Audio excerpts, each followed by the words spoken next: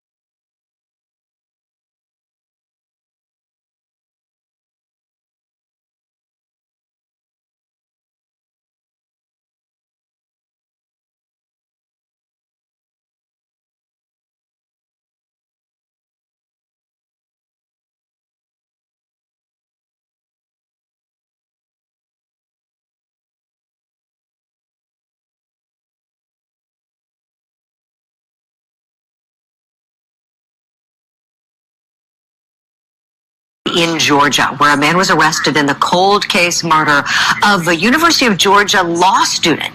And this guy was fighting for bond. 48-year-old Edrick Faust, arrested earlier this year in the 2001 murder of law student Tara Baker. And firefighters discovered her body when they went to an apartment fire there, and they say that she was sodomized, she was strangled, and she was stabbed.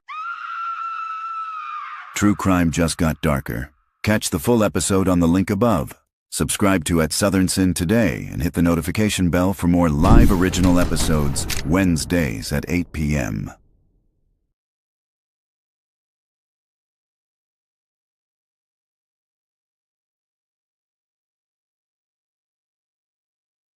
You're watching At Southern Sin, your home for true crime.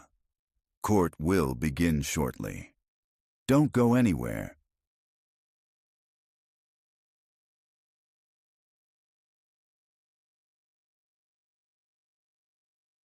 Welcome to all our new followers from our sister channel at Truth Talks Live. You're watching At Southern Sin, your home for true crime. Hop over and hit that subscribe button.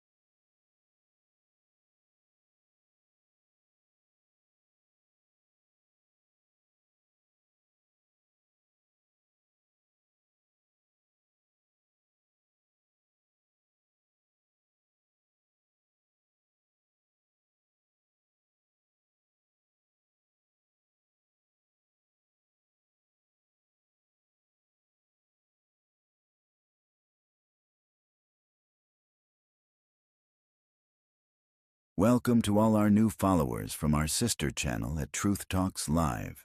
You're watching At Southern Sin, your home for true crime. Hop over and hit that subscribe button.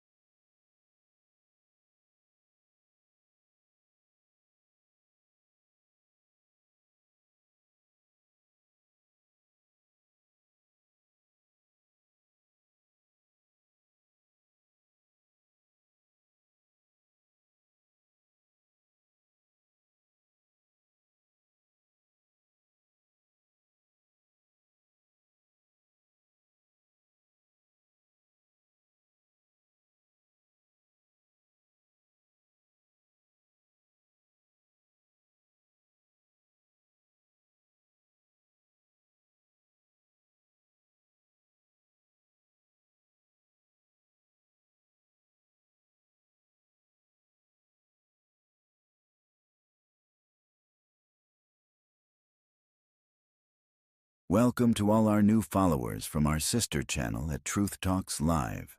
You're watching at Southern Sin, your home for true crime. Hop over and hit that subscribe button.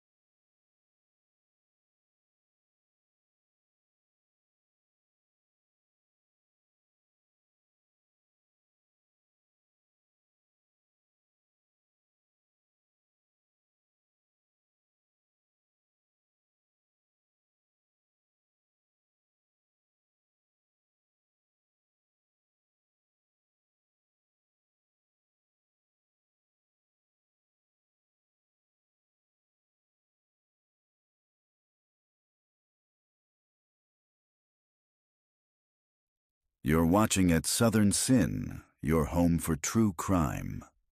Court will begin shortly. Don't go anywhere.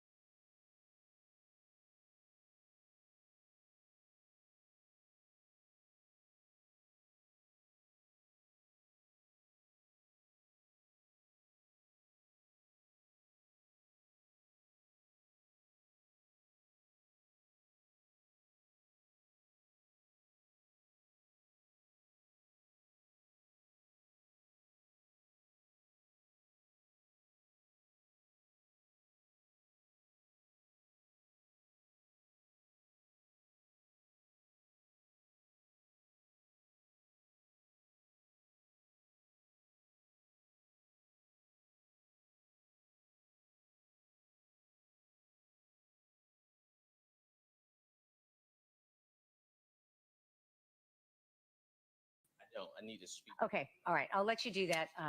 Do that and let me know. I think I'm just sort of thinking out loud. I think that's Smart founders know something most people miss. Get your domain name even if you're not ready to launch your business. With Wix, you can grab the same WebEx at the same time. Yeah. Wait to the motion in limines because that. Okay, sure. All right, very good. Any motions you want to present, Mr. Yalmanchili? Yes, Your Honor. Thank you. My understanding is, at least in part, we're not sure who all of the witnesses are going to be that Mr. Cruz calls, but it is my belief that he intends to recall Detective John Newton, as well as call Detective Mike Tyndall and Kashana Armstrong. As it relates to Detective Tyndall, the state would make a motion in limine regarding any testimony about alternative suspects other than Mr. Melton, as has been referenced several times during the trial of this case. In pretrial motions, the state filed a Saudi motion. Mr. Cruz identified only Chris Melton as an alternative suspect that the defense would offer before the jury. Detective Tyndall, I think it's actually Sergeant Tyndall, if I'm recalling correctly, is a law enforcement officer now with the Oglethorpe County Sheriff's Office. At the time, he was with the Athens Clark County Police Department. In part, he interviewed individual by the name of,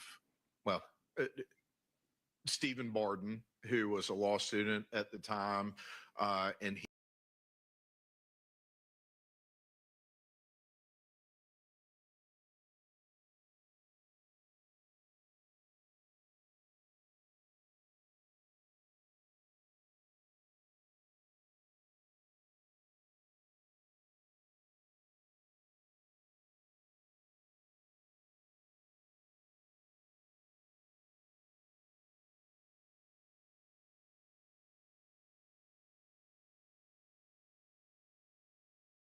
motion in limine. Also, it's our belief, and obviously we do not know this for sure, that Mr. Cruz may be intending to attempt to question Mr. Newton and Sergeant Tyndall regarding certain phone records for which there is no records custodian who has appeared on the witness list in order to testify to authenticate those records, and no notice of intent to introduce the records without a records custodian has been filed.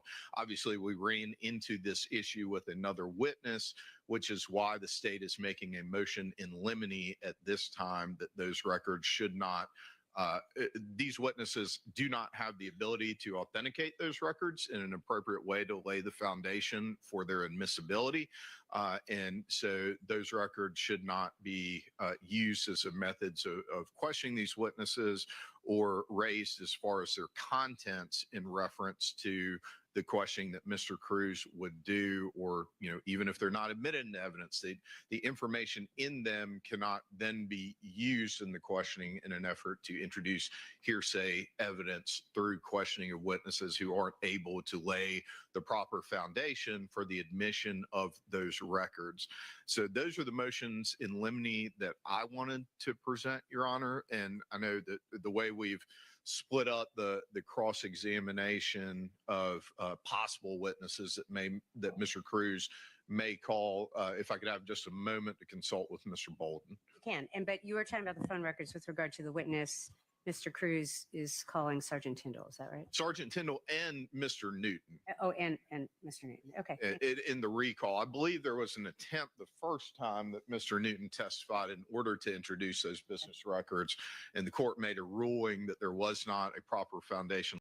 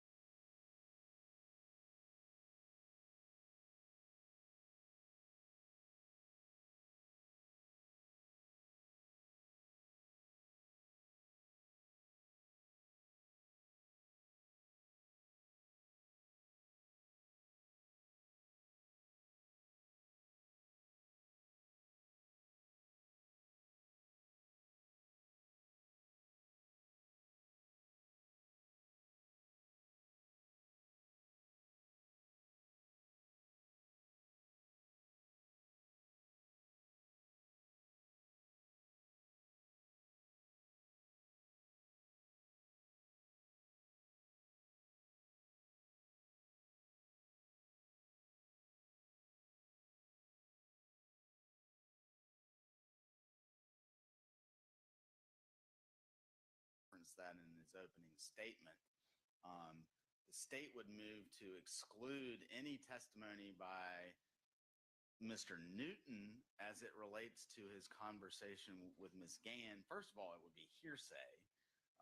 And second of all, even if there were an argument that it is not hearsay, and I think that frankly, the analysis should end there, but even if the court were to find that it is not hearsay or it is an exception to hearsay, at this point, we would object on grounds under 401 and 403. It's not relevant, and any conceivable relevance is substantially outweighed by the risk of confusing the issues and misleading the jury. And in that regard, I would point out that the uncontroverted evidence at this point, in the form of the testimony of Ms. Lonstein last week, was that Ms. Baker was in the law school library until at least 9:46, when Ms. Baker called her to make sure she got home safely. And so the idea that she could somehow simultaneously be at a Mexican restaurant on the east side under the influence of alcohol is just not borne out by the facts. So the state would object to any testimony, any attempt to elicit testimony from Mr. Newton regarding that conversation. All right, thank you. Anything else? No, Your All Honor. right, Mr. Cruz, several motions on the table. Go ahead, sir. The only two that I'll address is first I'll start with, and good morning. Good morning. Board. First I'll start with Stephen Barden.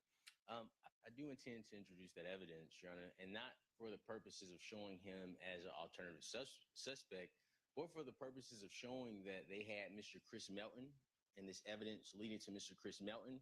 And instead of executing a search warrant on Mr. Melton, the investigators decided to terrorize Mr. Barton and execute a full-blown search warrant on his house, obviously because he had nothing to do with Ms. Baker's murder, turning up no evidence of her murder. But these same actions were not taken with Mr. Melton. So the sole purpose of that testimony would be simply to, as we stated in opening, as we've maintained this entire trial, just to show that this investigation was not thorough. It was directed away from Mr. Melton at every twist or turn. In regards to Mr. Newton's testimony, in regards to Jessica Gann, as far as hearsay, we're not offering Jessica Gann's statements for the sole purpose of the truth of the matter asserted. Similar to the questions we asked about Ms. Keshana Armstrong, we're offering the information about Ms. Gann, again, to show that the investigation was not thorough, the early investigation. Law enforcement was aware of this information. They did not provide Ms. Gann with a photograph of Ms. Baker. They did not do any type of, I don't want to say a lineup, but they did nothing to follow up on the information with Ms. Gann. They got the information, they just ignored it and moved on. And that information also impeaches the state's position. The state's position is simply that because Mr. Faust's DNA is present, that means he's responsible for every single count in the indictment. One piece of evidence they have not shown, they haven't presented anything showing where Ms. Baker was the night before her death outside of the library. And in regards to the timepiece, I think that's more appropriate for cross-examination as opposed to a motion to limine. And the reason why, Your Honor, is the state has defended multiple witnesses on their time discrepancies. Even time discrepancies that occurred closer to the crime. I believe Ms. Gann might have been interviewed, I believe it was 7 days after. So if she wanted to give and I believe the state made this argument in regards to a particular witness. I can't remember the witness, but if she wants to make an approximate time, hey, I believe it was 9:30, maybe 10 o'clock. I don't know what she said because we only have the report, but I believe it was around 9:30. That's something they could flesh out with Detective Newton during cross-examination, Your Honor. So those are the only two motion to limine we would seek to address with the Honorable Court. In regards to the phone records, the Honorable Court knows my position with the records. I respect the Honorable Court's ruling. I think you've made it clear that we are not to present any phone records of anybody at any time. So that's an issue that the Honorable Court has already ruled in the state's favor on. So we disagree, but we follow the Honorable Court's ruling. All right, thank you, Mr. Cruz. I'll start with the phone records. the issue with the phone records was not necessarily a blanket instruction to prohibit testimony of phone records. The ruling was based on the lack of defense counsel's, for whatever reason, lack of providing the proper witnesses to bring those phone records in. And without the proper witnesses subpoenaed by the state, phone records are not allowed under law. And so that's the ruling I made. I want to make it clear for the record that the court's ruling was not a blanket. The defense cannot bring in phone records. Certainly, there might have been, if you had subpoenaed the proper people to bring them in, we could have had another hearing as to whether they were relevant. I mean, I'm not making a comment that they would necessarily be admissible, but just the ability to talk about them is based on the lack of ability to produce the proper foundation. I know we argued that at the bench, but I want to make that clear. Can I respond to that? You may. The state, we had a hearing on this. I asked for out-of-state subpoenas regarding the phone records.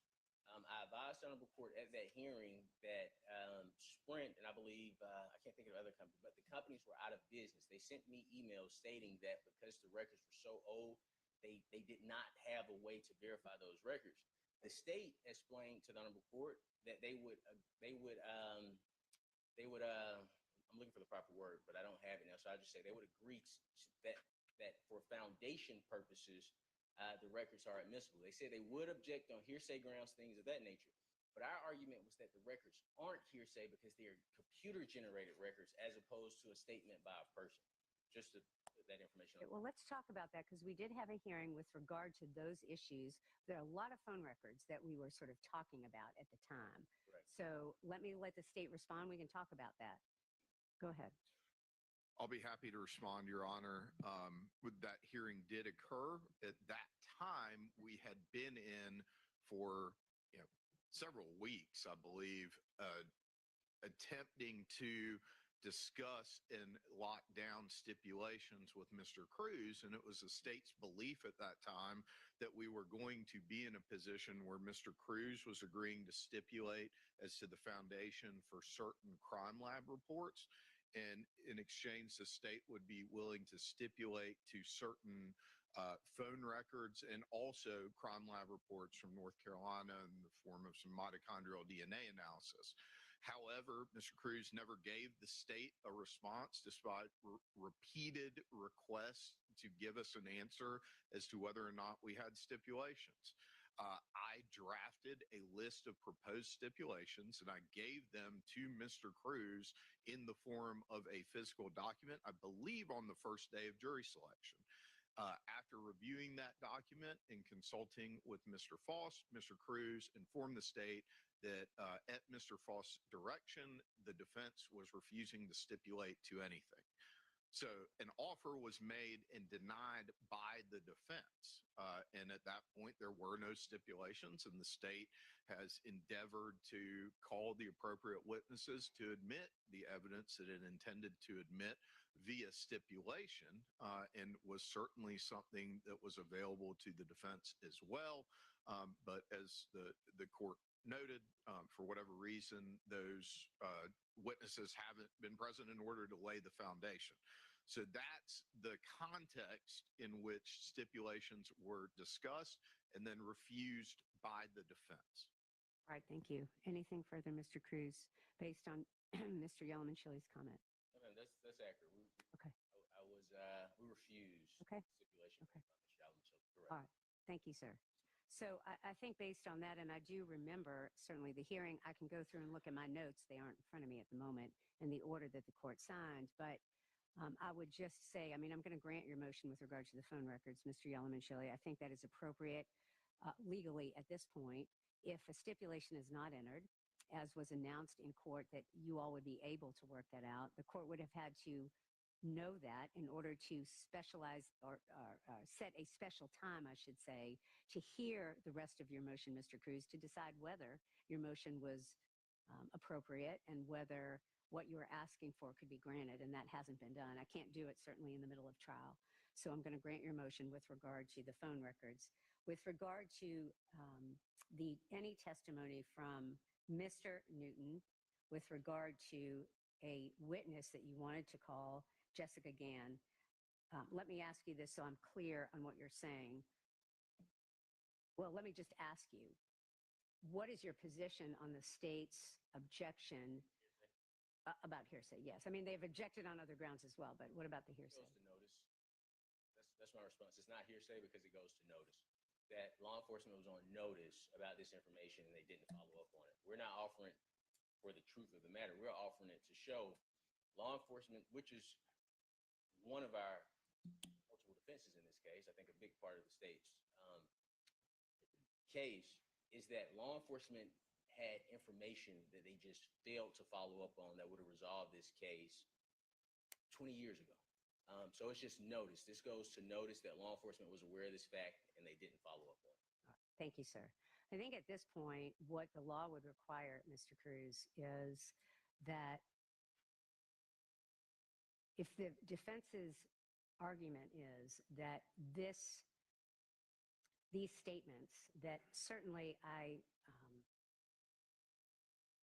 would say at this point would confuse the jury about anything that may have happened at a Mexican restaurant with a person's statements who have not been elicited in court at all. I certainly would say that under 403, we are talking about confusion of the issues and misleading the jury. I think that's certainly a problem. But I would say that at this point, Mr. Cruz, the defense would have to provide evidence to what you've just stated. I mean, a blanket statement that you're making that if law enforcement had followed up with Jessica Gann, this case would have been over 20 years ago is that's a pretty spectacular statement. And in order to ask the court to admit those statements in lieu of that comment, the defense has to provide the court some evidence that that would in fact have been true.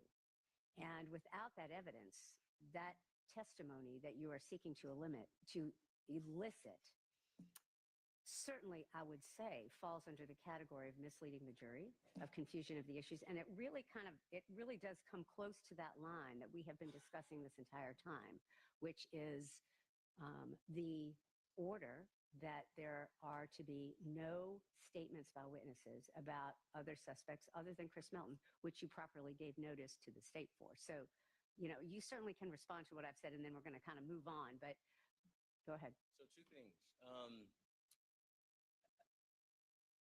My statement, I think I may have said it wrong to take it out of context. So my statement wasn't, or it should not have been, forgive me if I said it this way, isn't that, hey, if they solely would have talked to Jessica Gann, this case would have been resolved. I believe I said it the wrong way. What I was saying is if law enforcement would have followed up on all leads, this case would have been resolved. As far as the 403 ruling, Your Honor, the state didn't object on the basis of 403. I understand the court could make any ruling that it deems appropriate, but the state did not object on 403 grounds. The state objected on hearsay grounds, and we provided our response to the hearsay. I would like the opportunity to provide a response to the Honorable Court's objection regarding confusing the issues for the jury. You certainly can. I thought Mr. Bolden did make a 403 argument, and that's fine. I'll let you respond regardless, but I think he did. But the court has an obligation, regardless of whether the state or the defense talks about 403, the court has an obligation to respond to 403. So you certainly can respond. Sure. So in regards to 403, as far as confusing the issues, this statement from Detective Newton wouldn't require a mini trial to determine facts of issue. It's simply a building block on the facts in this case that support our position. I don't think that one fact I think we're on the 9th day of evidence, maybe? We're on the 10th day of evidence. We started last Monday, if I'm not mistaken. That one fact out of 10 days of evidence, I don't believe that will confuse the jury where they say, hey, we don't know what the heck is going on in this case. I can't believe Jessica Gann said that she saw Miss Baker. So that would be my response. I do not believe that one fact would confuse the jury, Your Honor, and I'm not sure. Did you say waste of time also? I did not. You said confusion of the issues and one more. Misleading the jury. And my argument would be the same. I don't, out of 10 days of testimony, and of course, the Honorable Court has all the wisdom, I don't believe that one fact would mislead the jury to making a decision in regards to the indicted charge where they say, we have this fact. Now we don't know if Mr. Faust is innocent or guilty because of this one fact. So I asked the Honorable Court to reconsider its ruling under 403. All right. Thank you, Mr. Cruz. I mean, I think the argument you've just made supports the court's conclusion that any evidence regarding this Jessica Gann person first of all, it certainly sounds like hearsay. I understand what you're saying, Mr. Cruz, that you're not offering it for the truth of the matter, but I think there's an argument to be made that you are, but I'm not finding that it's relevant. I think at this point, given the comments that both counsel has made, it would be incumbent upon the defense to provide evidence as to why any testimony by Jessica Gann would be relevant. And so I'm going to grant the motion. I'm going to find that it is not relevant. It is hearsay, and there's no exception to overcome the hearsay. Under 403, I certainly do think at this point, bringing in another person to suggest evidence that is not supported is a very significant moment of misleading the jury and confusion of the issues. And so under 403, I'm going to grant the motion as well that Mr. Bolden has made. There will be no testimony allowed to be elicited from Mr. Newton about Jessica Gann. No testimony elicited from Sergeant Tyndall regarding contents of phone records unless you can present a witness that can lay the proper foundation. Let's make this clear, though. I want to talk about this. Is there an objection from the state? Let's do this right now about Mr. Cruz asking Sergeant Tyndall whether he was able to get phone records. And that's what I was, can I respond? He Sure. laid the foundation for the phone records. Sure. The court order he obtained via recognizing the phone records, via stating that Right. those phone, Right.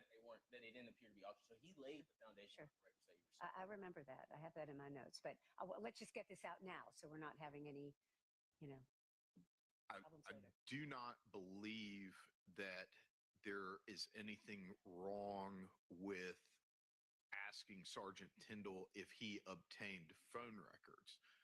However, whether the police officer got phone records back as part of his court order is not the proper foundation for admissibility of those phone records. I understand. And so that's what our objection is to the But contents. admissibility in the The context. fact that he did in fact seek a court order, that the phone records were provided, are things that I think are appropriate questions that can be answered. It's just that any contents of the phone records cannot be asked about without the appropriate foundation witnesses, as the court's already articulated. All right. Thank you. So I want to make sure, Mr. Cruz, do you have anything else you want to say about that or any questions for the court? I mean, I do think that's right. And Sergeant Lieutenant Tyndall has already testified, as you said, about those records. They are in my notes. Again, I don't have it in front of me, but was Newton? Yes, ma'am. Yes, ma'am. Sure. Got the microphone again. Newton All right. was the It was Officer Newton? I don't believe Tyndale has testified at this moment. That's right. It was Officer Newton. Okay, so let me just make sure we're clear. And I do recall the testimony. It was Mr. Newton, former Officer Newton. Are you intending to ask Sergeant Tyndall about phone records as well, obtaining phone records? I am only going to ask Sergeant Tyndall about things the honorable court permits. From what I understand right now, that is not permitted, so no, ma'am. Well, that's why we're having this discussion. I mean, I think the question as to whether an officer in his or her investigation received phone records is certainly a permissible question. And I agree with the state's characterization of that as being admissible. I think it's the contents and the admissibility of what's in the records that's at issue. So let's Right. just flesh this out now, make sure we're on the same page. So the contents, that's what's important to us, because I think it will establish the nature of Mr. Melton and Ms. Baker's relationship up until the day before her death. If the honorable court's ruling is that we are not to get into the contents of the phone records, and of course we put our response to the state's hearsay objection in regards to the phone records, so I won't go into that, Your Honor. But if the honorable court is saying, hey, my ruling is that you cannot get into the contents, you cannot talk about the phone records with the witness, I won't get into that. All right. Thank you, sir. All right. So I'm not changing my ruling unless I'm presented with some other piece of information that is appropriate for the court to change its position without the proper foundation to be laid with regard to the contents of the phone records. They're not admissible in terms of the content. Well, I do want to say this just to make it clear for the record. The foundation was laid by Mr. Newton. I think the disagreement between me and the state is saying it's hearsay, and I'm saying that it's non-hearsay because they're computer-generated records. That's the only disagreement. And Okay. of course, the Honorable Court issued its order on that. Sure. I just wanted to make that information clear. All right, thank you. So it doesn't overcome the hearsay because there does need to be a foundation laid in terms of the contents of the record. And so of the records. I'm not going to change my order on that. A foundation has to be laid. They are hearsay.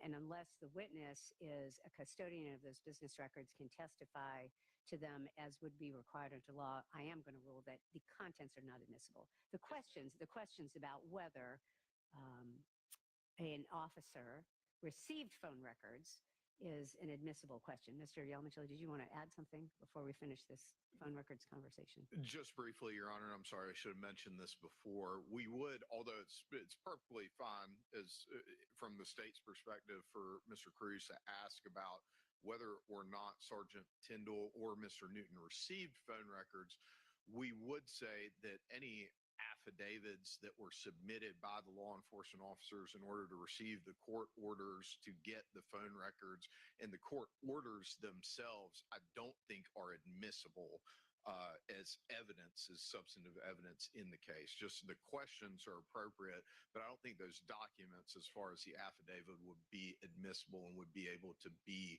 submitted to the jury. Okay, and tell me why you don't think they're admissible. What would be your argument?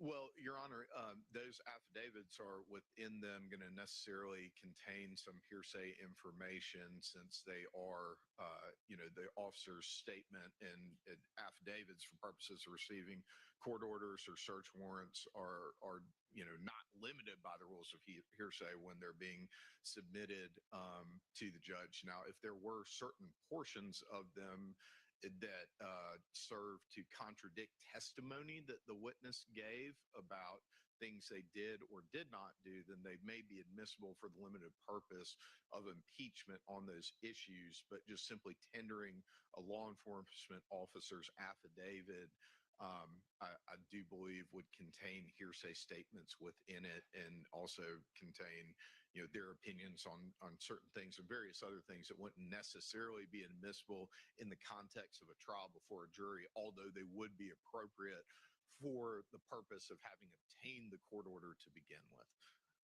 All right, thank you. Mr. Cruz, care to be heard on that? No, ma'am. All right. Then I think that's right. I mean, that's, I think, a correct statement of the law. I would say, however, in the same vein as questions about did you obtain phone records is an admissible question. I think certainly, and I'm not telling you how to do your examination, but if you chose to ask the officer, did you seek a search warrant for phone records, that is an admissible question.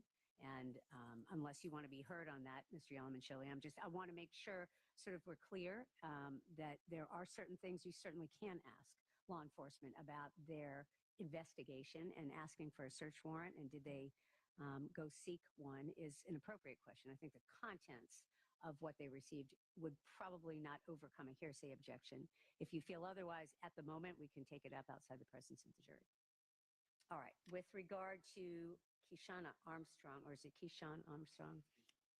Kishana. All right. There was a motion in limine regarding any comment about another person with a name. Was it Scott? Was that? Hold on just a minute. Let me make sure I've written this down right. Did you make the motion about Ms. Armstrong? Was that you, Mr.? I don't believe the state has any motion in regards to Ms. Armstrong. I wrote down Ms. Armstrong. I thought there was something about Mr. Another person who they did not. You didn't bring evidence. Bolden, is that correct? Or Bolton? I hope not. I'm sorry. Was it Bolton? Barden. Barden, sorry. Barden. Okay. I'm not sure I wrote it down. And you were expecting that information to come through Ms. Armstrong's testimony? Well, no, Judge. It was Sergeant Tyndall. That was Sergeant Tyndall. Okay. Yeah, it would be Mr. Barden and then also an individual by the name of Anthony Little. These would be two people that were considered persons of interest at the time. However, no information was developed to link them to the crime. And it was our belief, or at least we thought it might be a possibility, that Mr. Cruz is attempting to elicit testimony regarding those individuals from Sergeant Tyndall or Mr. Newton. I mean, just our motion in limine has to do with those two individuals just being mentioned in any way, since Mr. Cruz did not identify them as individuals he intended to raise as alternative suspects in response to pretrial motions hearings. All right. Thank you. All right, I don't know why I wrote Miss Armstrong's name down, and we have to get her WebEx information. That may be why I wrote it down. You have the information. Fantastic. All right. Mr. Cruz, do you care to respond any further with regard to the remainder of the state's motion in limine as it concerns any person by the name of Baden and Little, last names? Baden and Little? Baden and Little. They were just referring to two. Barden? I'm not going to get it right. Barden. Sorry. Barden. I believe I put that information on the record for the honorable court, our position, that nothing changes from our Okay. All right. Thank you. I'm going to grant your motion. It does violate the Sadi motion the court has granted in previous hearings and that we have been discussing throughout the course of this trial. And so I'm going to grant your motion. There will be no testimony about anybody by the last name of Barden and Little through Sergeant Tyndall or Mr. Newton. It would violate the court's previous ruling. So, all right. Your Honor, I hate to jump in on that. There was another piece of this that I think because Mr. Yalamanchili and I are kind of splitting up potential defense witnesses today, Mr. Newton also spoke with an individual at the Clark County Jail back in March of 2001. That person provided some other names of people who were allegedly making admissions or whatever about being involved in this crime. The inmate with whom Detective Newton at the time spoke, her name is Melinda Thomas. The information she provided is secondhand hearsay about what some other people would have told her. These are not as it relates to Mr. Little or Mr. Barden, but under the same theory, the state would ask that any testimony about these other alternate perpetrators or potential alternate perpetrators also be excluded. All right. Thank you. Mr. Cruz. Just for clarity, Your Honor, and I may have said it wrong or misspoken. Okay. But these individuals, I'm not saying they committed a crime. I understand the state's alternative perpetrator ruling. I'm not saying any of these individuals committed a crime. So I may have explained it wrong. The purpose of Steve Barden is to show the investigative steps. It has nothing. Our position is firm. Chris Melton committed this crime. We're not saying anybody else committed it. So if I say something that sounds like I'm saying, Judge, we want to point the finger at this person, we want to point the finger at that person, I'm just misstating. That is not what I'm saying.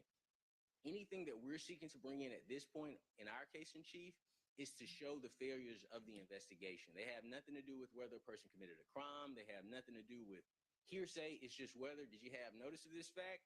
Did you follow up on this fact? If not, why? That's our entire theory with the witnesses. As far as the witness Mr. Bowden is speaking about, I just want to make sure we're talking about the same witness. May I see because there is one I wanted to discuss with. All right.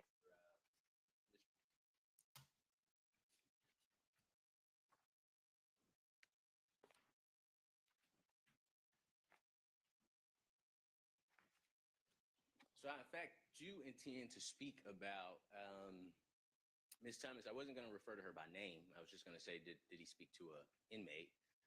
And the purpose of this testimony is just to show, and I'll put it this way. It would be in sir rebuttal if the state has a rebuttal to our defense. So we wouldn't get into that information with Mr. Newton in our case in chief. But if there's rebuttal, this testimony will become relevant as sir rebuttal, depending on what the state's rebuttal is. So I would ask the honorable court not to make a ruling at this time until defense rests and the state lets us know if they are going to have rebuttal evidence in regards to the evidence that we present. Okay. I'm not really sure I understand what you're asking, Mr. Cruz, Sure. about the rebuttal evidence, but I do want to respond to your arguments that relate to the state's. I'm actually looking for the order that I wrote with regard to this whole issue. Your responses to the state's motion in limine with regard to Mr. Barden, Mr. Little, this unknown person at the jail. We don't have anything from Mr. Little. We didn't intend to elicit any testimony about Mr. Little. Okay. But I'm going to mention this person in general because they all relate to the same thing. I understand certainly what the defense is saying about their position that the state law enforcement did not investigate this case properly. And I understand what you're saying about notice, and that is those positions are the reason that the statements about other persons should be properly admitted. I understand what you're saying. The problem with that legally is this.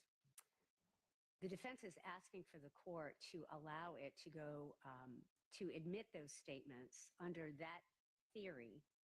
And in doing so, that would bypass the court's order that it has already granted the state, which is that if there were any alternative suspects that were to be discussed at trial properly, the defense had to provide the proper notice, which would then allow the court to set a hearing so that we can determine whether the statements being offered about alternative suspects are admissible for lots of reasons, whether they would be admissible with regard to a hearsay objection, particularly whether they would be admissible because of relevance. And so just by stating, well, we're asking to admit those statements under a different theory, it is not appropriate for the court to allow that, because what that does is circumvent the prior order. They have to be done in conjunction. And so if the defense wanted to elicit testimony about other suspects for the purpose that you're asking for them to be elicited, notice under the Saudi motion we've been talking about had to have been done in order for the court to have in order for the state to have gotten the required notice, and in order for the court to have set a hearing date in order to flesh this out. And that hasn't been done. And so I understand what you're saying, but it is not appropriate to circumvent the order by saying, well, it's just under another theory. That motion was not filed by the defense for whatever reason. And I'm not commenting on that. That may certainly be a strategic moment on the defense's part. But it hasn't been done. And because the proper notice hasn't been done, in order for the court to make a ruling that regardless of the state's feelings about those statements, regardless of any other legal objection that we've discussed in those hearings, those statements would be proper. The court hasn't had that opportunity because notice wasn't filed. So I'm going to grant the state's motion based on those for those reasons. All right, but I wanted to kind of make that clear. All right.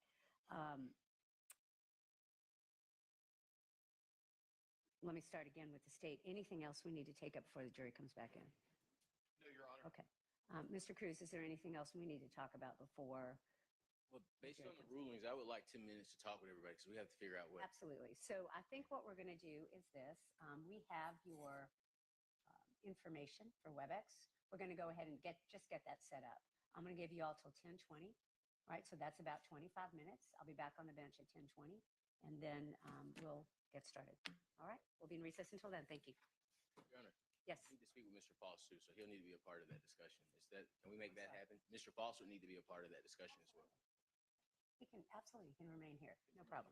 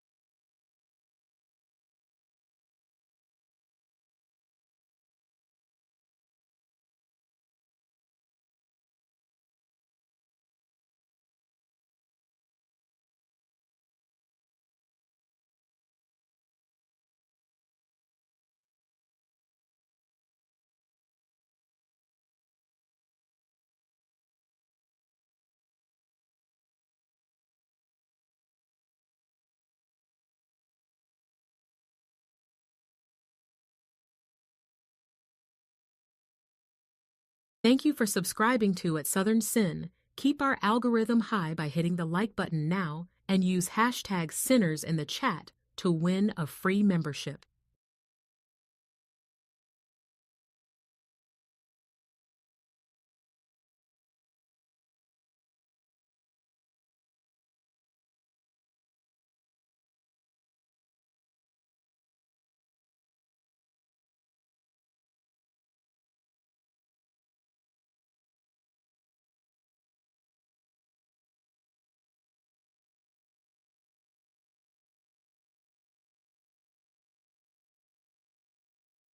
Welcome to all our new followers from our sister channel at Truth Talks Live. You're watching at Southern Sin, your home for true crime. Hop over and hit that subscribe button.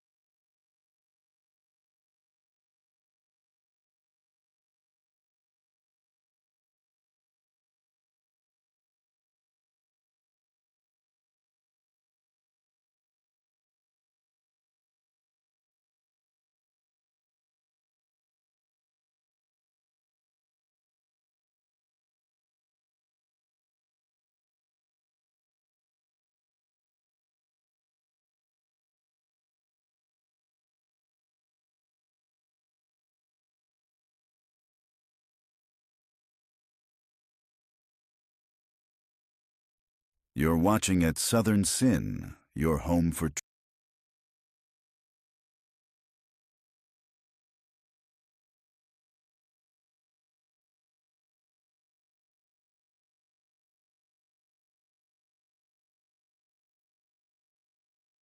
true crime. Court will begin shortly. Don't go anywhere.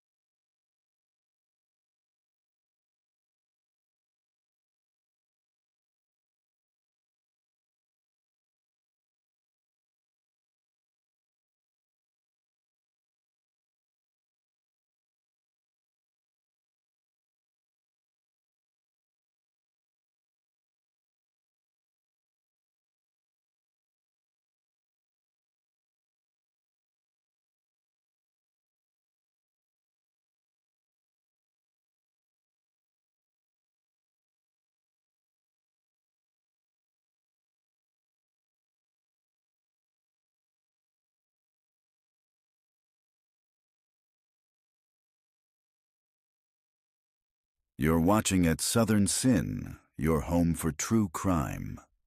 Court will begin shortly. Don't go anywhere.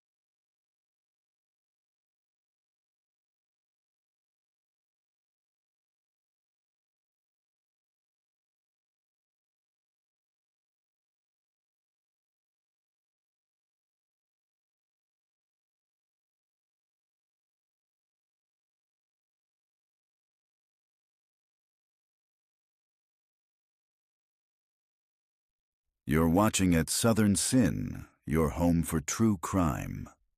Court will begin shortly. Don't go anywhere.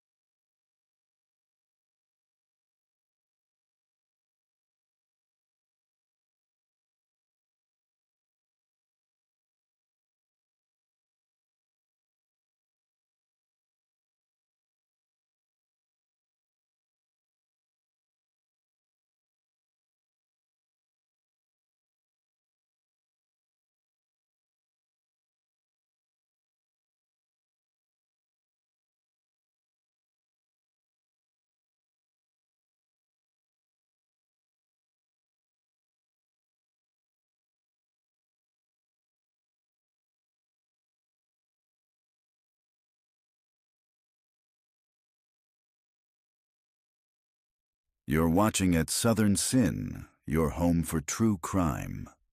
Court will begin shortly. Don't go anywhere.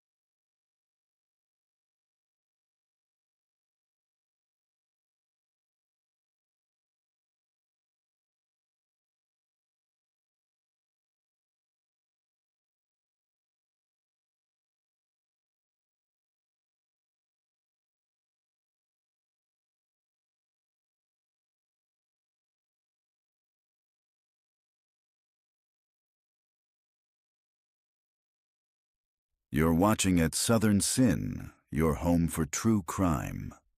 Court will begin shortly. Don't go anywhere.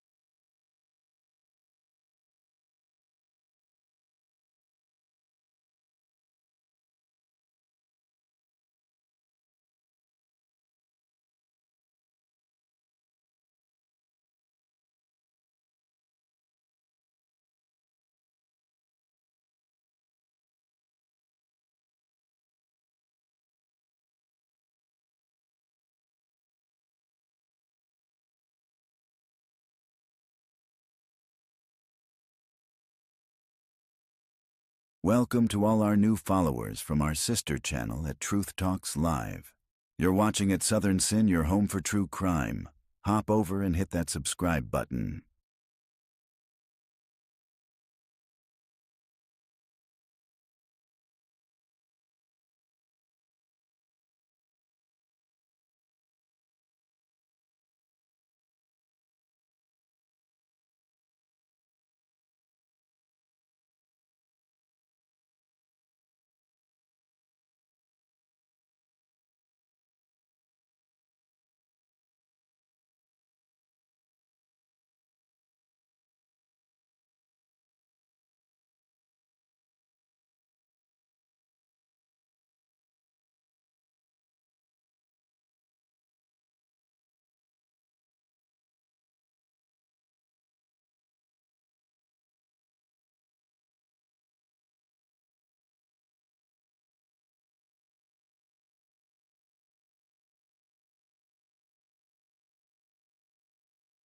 I'm getting this to you in word format. I'm sorry? Getting the jury instructions in word format. I understand you received it. Oh, that'd be great. Thank you. All right. Let's go on the record. Mr. Cruz, have you had enough time to have the conversations you said you needed to? I have, Your Honor. Okay, very good. Are you ready to? You're watching at Southern Sin, your home for true crime. All right. Court will begin shortly. Before you bring the jury out, Don't let's go talk about anywhere. a few things. I want to talk about timing, some timing issues. Let me just have counsel of the bench so we can sort of have a more of a free-flowing conversation.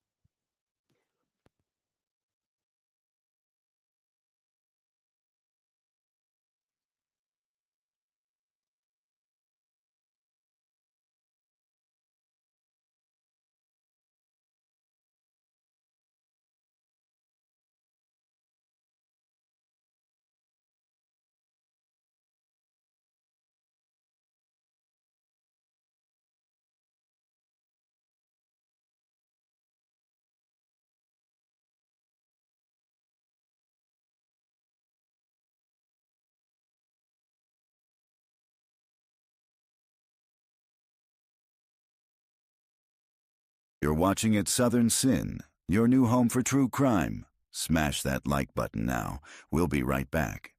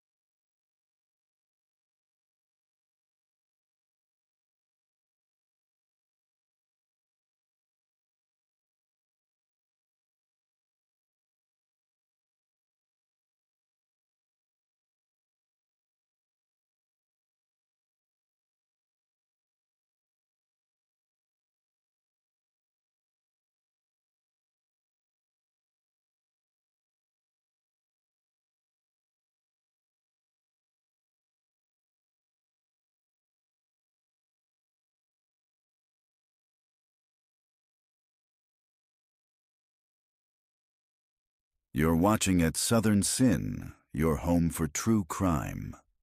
Court will begin shortly. Don't go anywhere.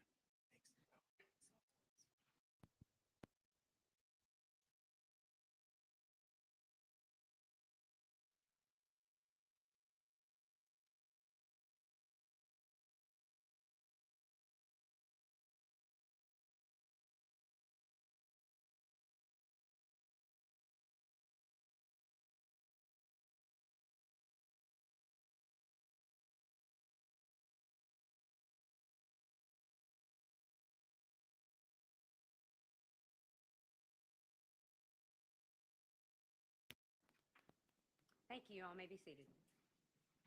Welcome back, ladies and gentlemen. Appreciate you all again being here on time. We are ready to resume State of Georgia versus Edrick Faust. SU 24 CR 0547 is state ready. State ready? Ready, Your Honor. Defense ready to proceed? Yes, ma'am. All right, ladies and gentlemen, the state has rested. Mr. Cruz? Defense rests. The defense rests as well. Ladies and gentlemen, that means the evidence in this case is closed. So now this is what we are going to do, and I want to tell you sort of how the process works. The evidence is closed in this case, and the next step for all of you is to hear closing arguments. There's something that has to happen before that, and it's called a charge conference. And it is a conference, it's a meeting with the court and all the attorneys about what law is to be given to the jury in its charge. That is something that, of course, has to be done outside your presence, as we have done many things outside your presence during the course of this trial, including this morning, which is why I had you come in later, because we were doing things outside your presence, and I just didn't want you sitting in the jury room for, when you could be at home or doing other things. But this charge conference, of course, must happen outside your presence, and it's going to take us a while to do it. I'm going to give you a very long lunch break. I'm going to give you a lunch break until 2:30 this afternoon. And so I'm going to ask you to return back here at 2:30. I know one of the jurors has an appointment. Don't rush to come back. If you're a little bit late, it's fine. We will not start without all of you being present, so don't worry. But if you'll come back at 2:30, we're going to begin closing arguments at that time. The same instructions I have given all of you apply, right? Don't discuss the case with anyone, of course. Don't do any research independently or on the computer. Please don't go to any of the locations you may have heard about. Enjoy your lunch. It'll be a long one, but we'll see you back here at 2:30. Thank you very much.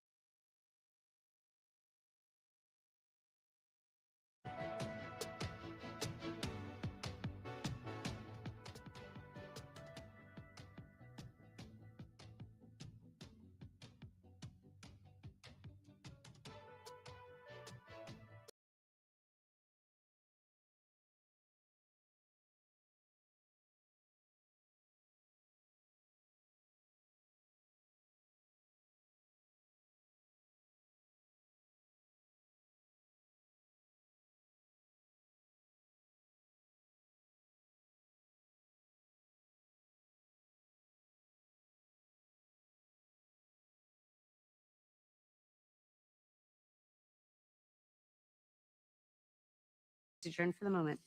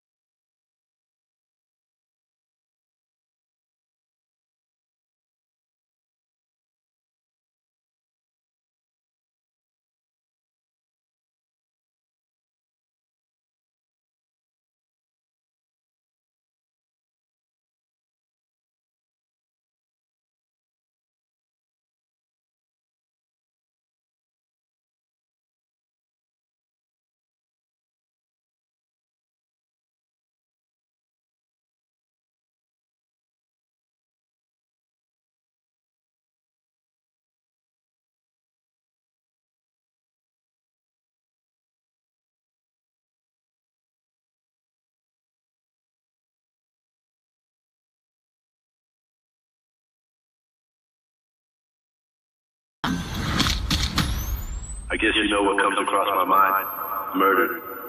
Just murder, murder.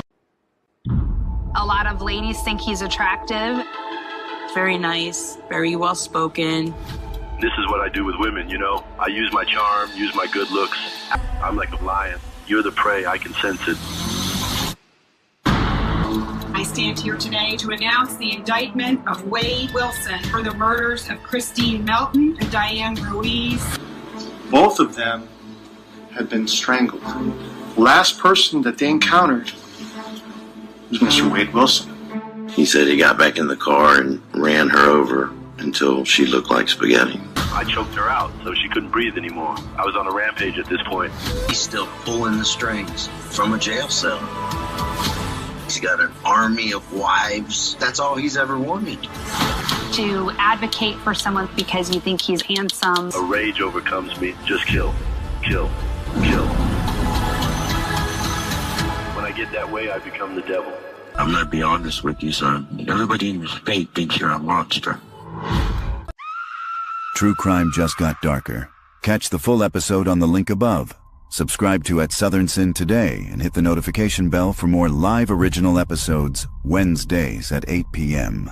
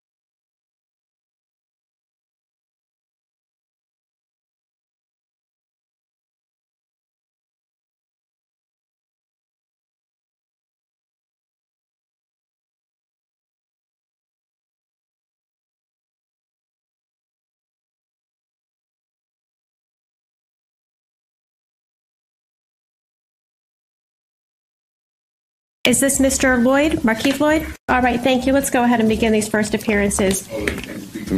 Sir, you're here for the charge of murder of a... There ain't no Markeith Lloyd. Who are you? All right, you're here for murder of a law enforcement officer, attempted murder of a law enforcement officer, carjacking with a firearm, aggravated assault. May I have your name, please? Is this... Markeith Lloyd was captured, wanted for the murder of his pregnant girlfriend. For real, you not about to kill me and the baby. This man, he has to be stopped. See, they just stopped. But no, you need a greater force than that. I'm not going to live past 25. Most wanted man in Florida is waking up in a hospital this morning. Police captured Markeith Lloyd Tuesday night in Orlando. Catch the full episode on the link above. Subscribe to At Southern Sin today for more exclusive crime episodes.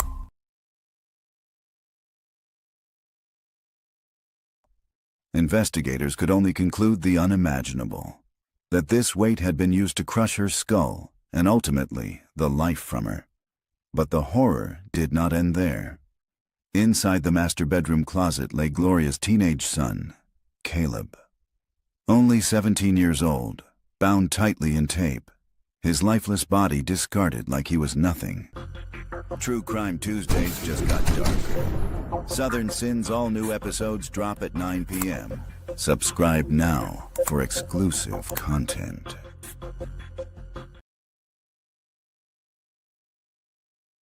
A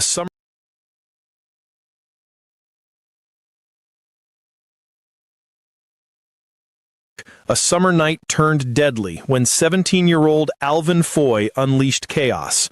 On July 25, 2020, Foy and Jameer Manning fired 31 shots into a crowd on Essex Street over a petty dispute. A stray bullet struck 18-year-old China Forney, a high school senior, in the back, killing her as she fell in a friend's arms. Prosecutors presented surveillance and ballistics, proving Foy fired the fatal shot. His not guilty plea crumbled as China's family spoke of their loss. Foy flashed smiles, then laughed outright, enraging the gallery. Foy, on May 3rd, 2021, you are your co-defendant. Excuse me a second. Let the record reflect that the defendant is laughing during the victim impact statement. Catch the full episode on the link above. Subscribe to At Southern Sin today for more exclusive crime episodes.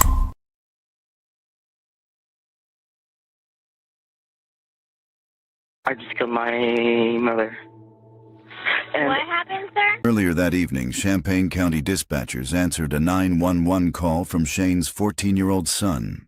At first, it sounded like a routine emergency. But buried in the boy's trembling words was something far more chilling, an unsettling confession. The question wasn't just what happened inside that house, but who, exactly, was confessing to murder. I just killed my mother. And what happened, sir? I just killed my mother, and I need to go to the hospital. Captain Loney assures Shane his son is safe, tucked away in police custody. But behind the calm words, a darker truth lurks. As Shane's fear spirals, Loney tightens the net, asking pointed questions. Give me a little history on your son. And is his name, am I correct, is his name Donovan? Oh, God, yes. Yes, Donovan Asher Nicholas. What's his date of birth? Okay, I think he's 14 years old. Okay. But I don't know. Okay. Has he been any behavior problem or anything to you? Never. The boy is soft-spoken. He's a genius. He's very, very smart. He's non-confrontational. Okay. He's never done anything. No, this is not happening. Has he ever inflicted harm to any family member or anything like that? Never. No harm to anyone? Never. None. Does he have friends and things of that nature? No. No, he does not. True Crime Tuesdays just got darker. Southern Sin's all-new episodes drop at 9 p.m. Subscribe now for exclusive content.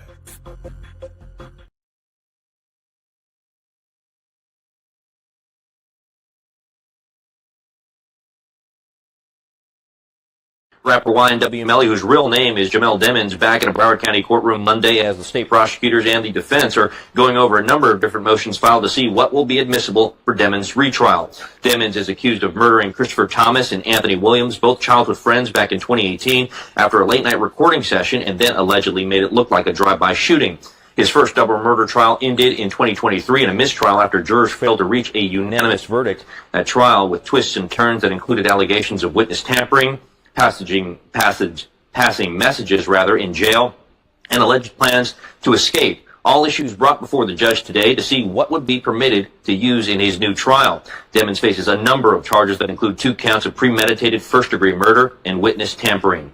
And he is expected back in court January 12th on Monday at 8:45, where the judge will hear additional motions. That trial has been set for January 21st.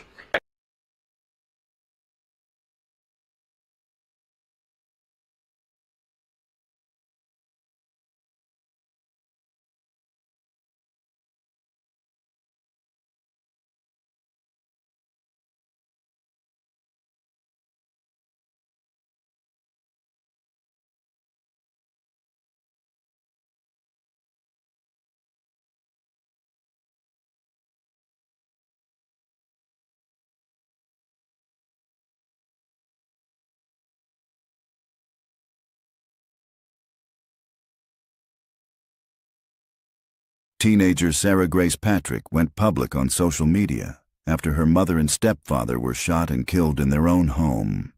But what happened next has everyone shocked, and it's chilling. Sarah was just 16 when tragedy struck. On a February morning, her 5-year-old sister discovered the bodies of their parents, Kristen and James Brock, both shot in bed. Moments later, Sarah called 911 and then posted tearful TikToks and a haunting eulogy online, ending with the words, "I'm sorry." Now, authorities say the story isn't so simple. Sarah faces 2 counts of murder and 2 counts of aggravated assault, and she'll be tried as an adult. Investigators say a mountain of physical and digital evidence points to her involvement. Her social media activity, reaching out to true crime TikTok influencers, has only fueled suspicion. With no clear motive, the community is left asking the same question everyone's asking. Why would a teen allegedly kill her own parents? The case is far from over, and prosecutors claim they have evidence no one has seen yet. Follow the live trial daily on at Southern Sin. True crime just got darker. Catch the full episode on the link above.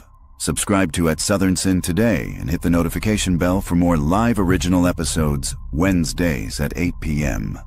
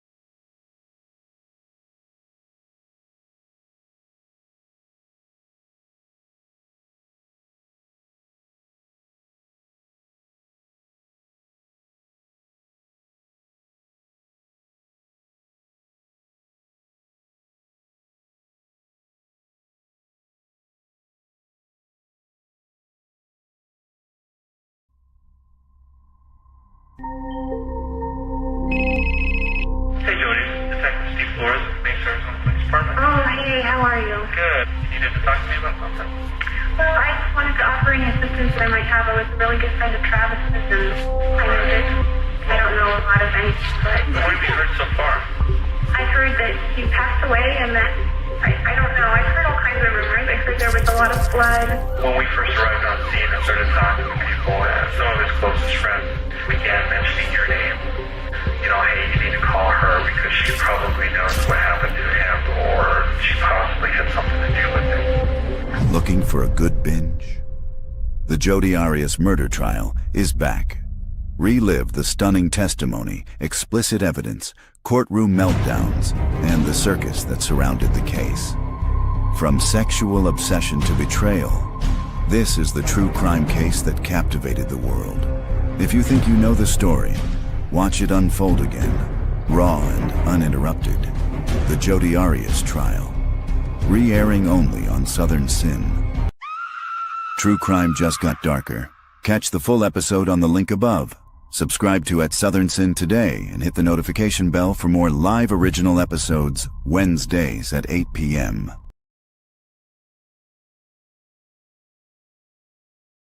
Is this Mr. Lloyd, Markeith Lloyd? All right, thank you. Let's go ahead and begin these first appearances. Sir, you're here for the charge of murder of a... There ain't no Markeith Lloyd. Who are you? All right, you're here for murder of a law enforcement officer.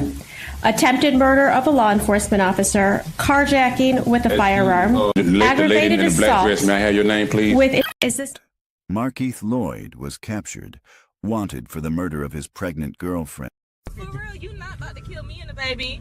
This man, he has to be stopped. But no, you need a greater force than that. I'm not going to live past 25. Most wanted man in Florida is waking up in a hospital this morning. Police captured Markeith Lloyd Tuesday night in Orlando. Catch the full episode on the link above.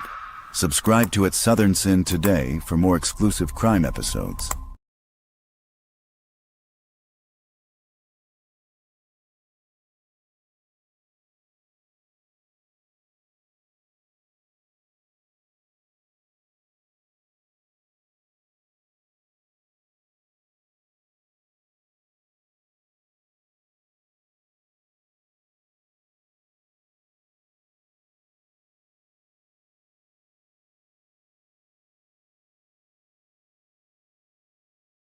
A summer night turned deadly when 17-year-old Alvin Foy unleashed chaos. On July 25, 2020, Foy and Jameer Manning fired 31 shots into a crowd on Essex Street over a petty dispute. A stray bullet struck 18-year-old China Forney, a high school senior, in the back, killing her as she fell in a friend's arms. Prosecutors presented surveillance and ballistics, proving Foy fired the fatal shot. His not guilty plea crumbled as China's family spoke of their loss. Foy flashed smiles, then laughed outright, enraging the gallery. Foy, on May 3rd, 2021, you are a co-defendant. Excuse me a second. Let the record reflect that the defendant is laughing during the victim impact statement. Catch the full episode on the link above. Subscribe to Southern Sin today for more exclusive crime episodes.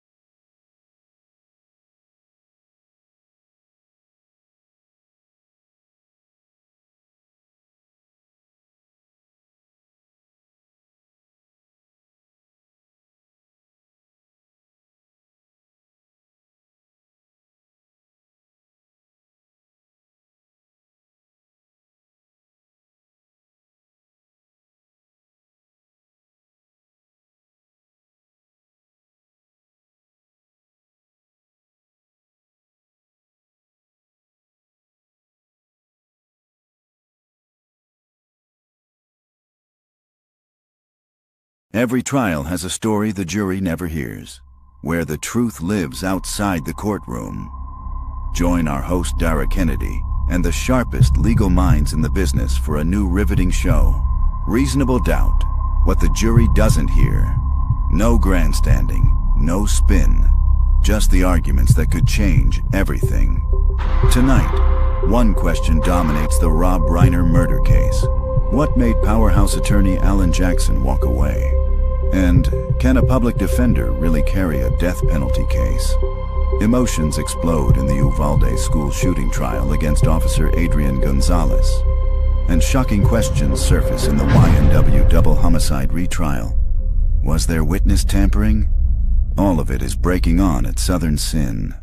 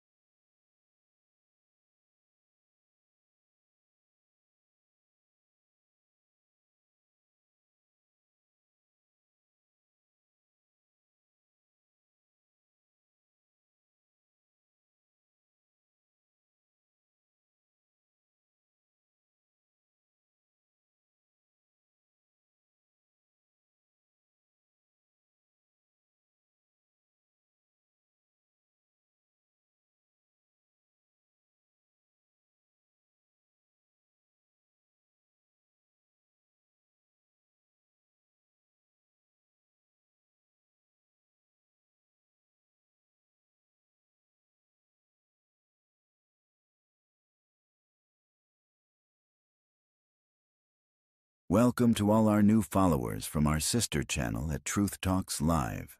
You're watching at Southern Sin, your home for true crime. Hop over and hit that subscribe button.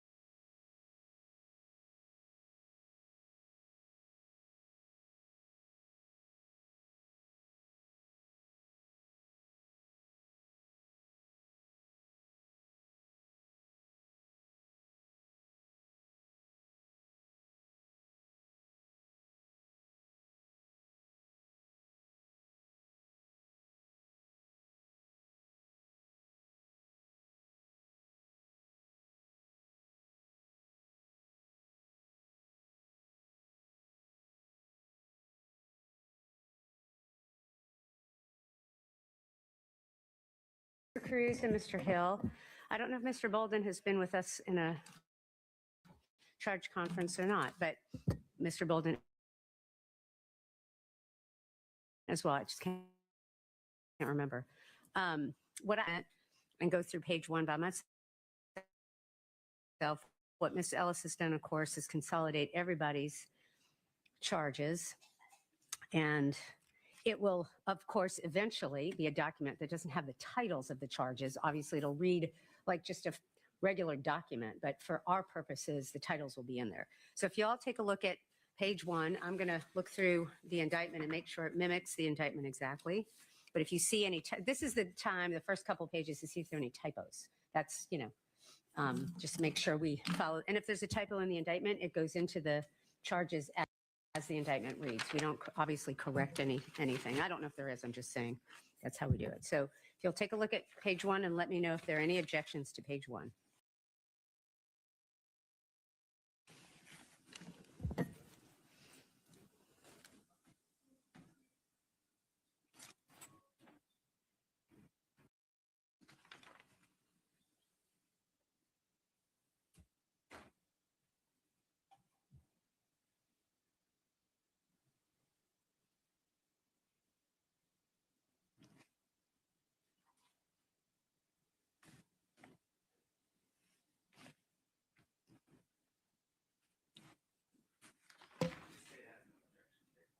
All right.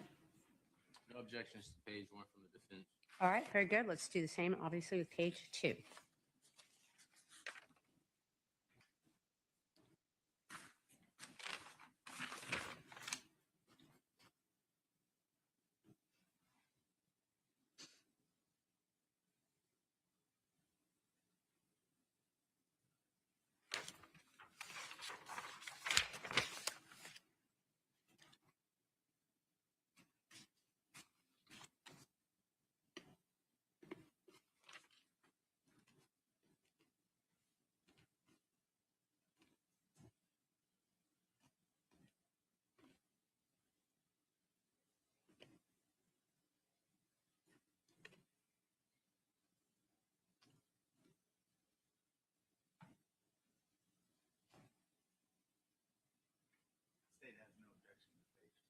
All right. You can certainly go on to page three and go through the indictment part of it. Just let me know what you, but I'll wait to, of course, hear from both sides.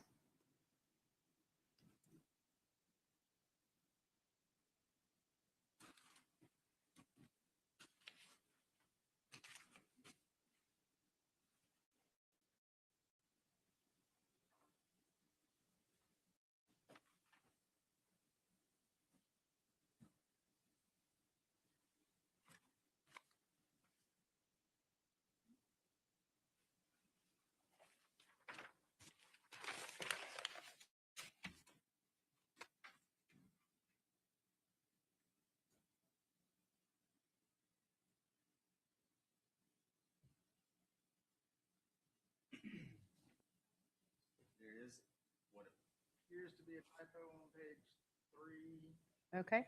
Well, let me hear from this defense about page 2, and then we'll go to page 3. No, I mean, you can continue looking. I want to go in order in terms of any objections. I'll wait to hear from Mr. Cruz. There's no number.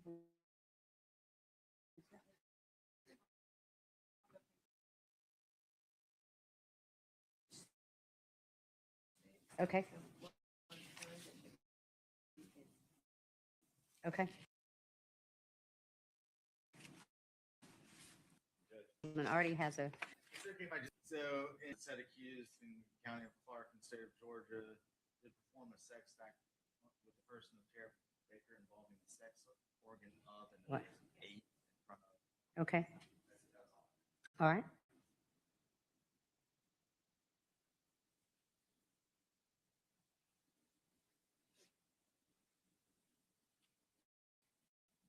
At the bottom of page 3, after Edrick Faust, the word with the offensive All rate. right.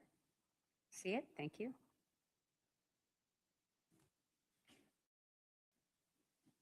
Anything else with regard to page 3? All right.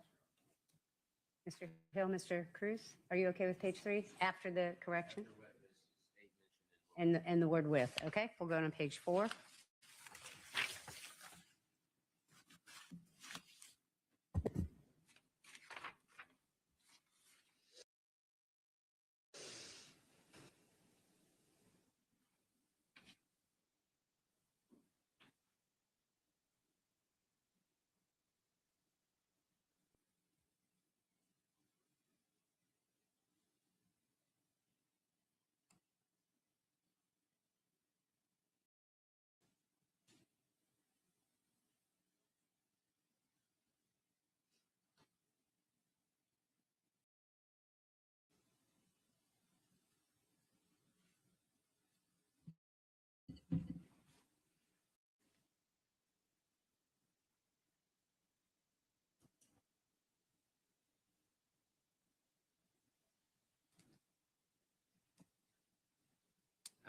Top of page 4, the second line, it says January 2001 did have carnal knowledge of Tara Baker.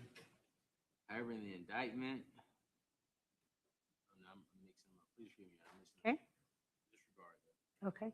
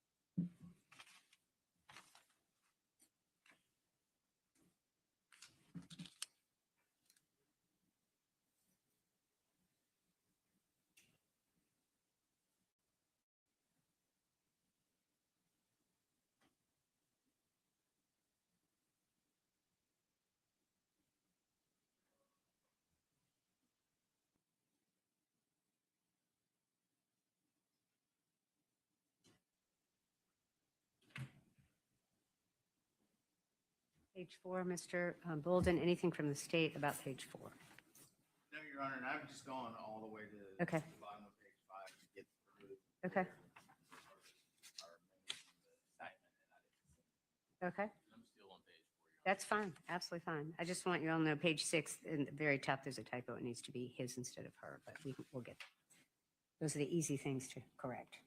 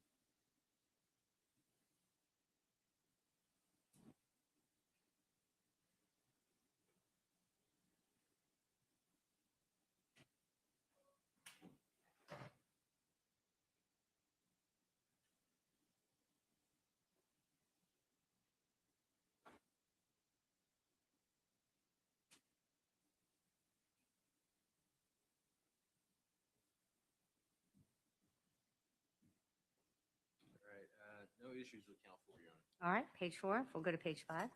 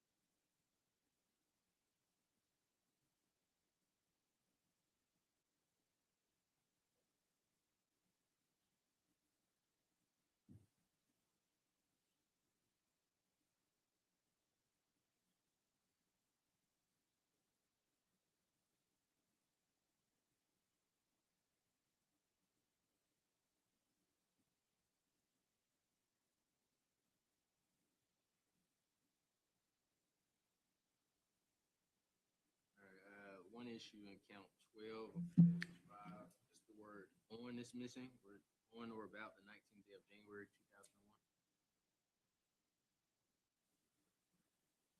All right, let me just make sure that's what the.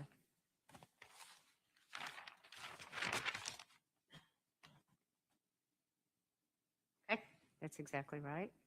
Let's see. On, we're going to put an on before the or.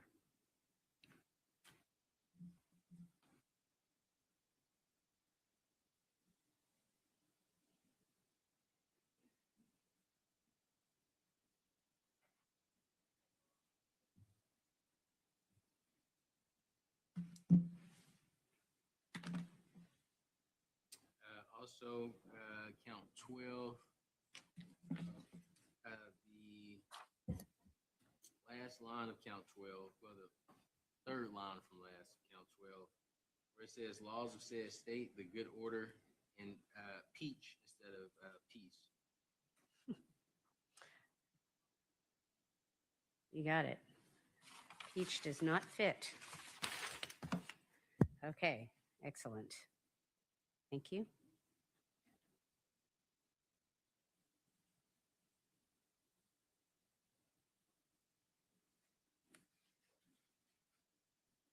When you get to page 6, the very top should be his as opposed to her.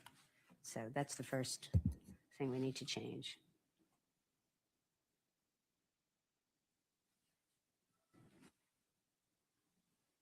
When you're ready, if you all go through page 6, let me know what your position.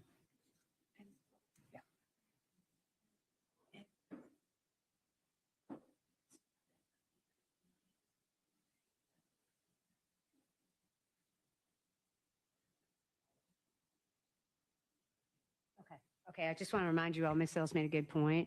Everybody's requests are in this document. We haven't taken anything out, state and defendant. So it's a big document. Obviously, we'll figure out how to pare it down properly, but just so you know, everything you've submitted is in here. Yeah, sure. Yep.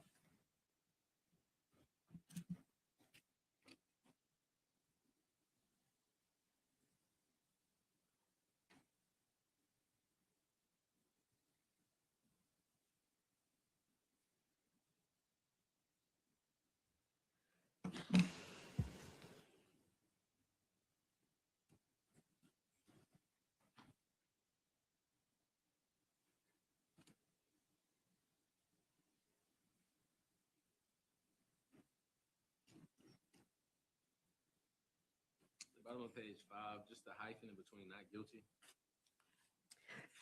Well, we typically have it in there. I'm not sure why we do, but if you would like us to take it out, we certainly can. All right, we'll do that. I think it just reads better, but we certainly can take it out.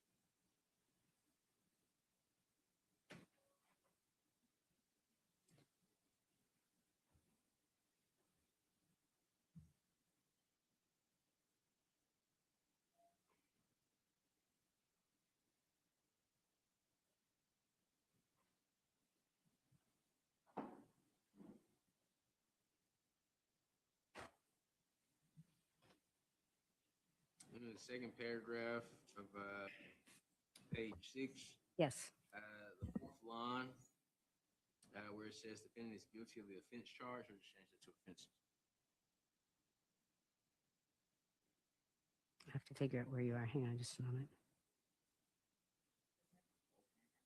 Second full paragraph. Well, the first full paragraph. First full paragraph. In the fourth line.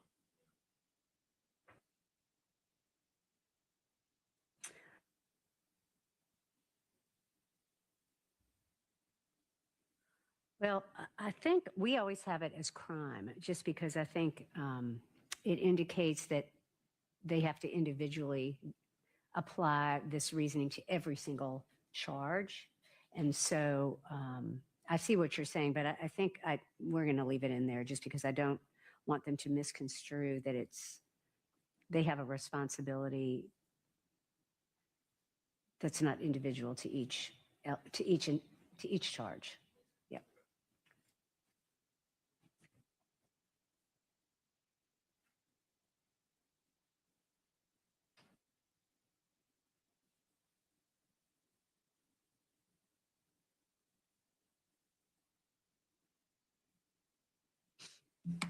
Where it says there is no burden of proof upon the defendant, the word whatsoever is missing. And that is the second full paragraph, third line. All right. Let me look at the pattern. I've taken this from my standard jury instructions, and I'm not sure I have that word in there. So we'll look at the pattern for burden of proof and see what it says. Certainly want to follow the pattern.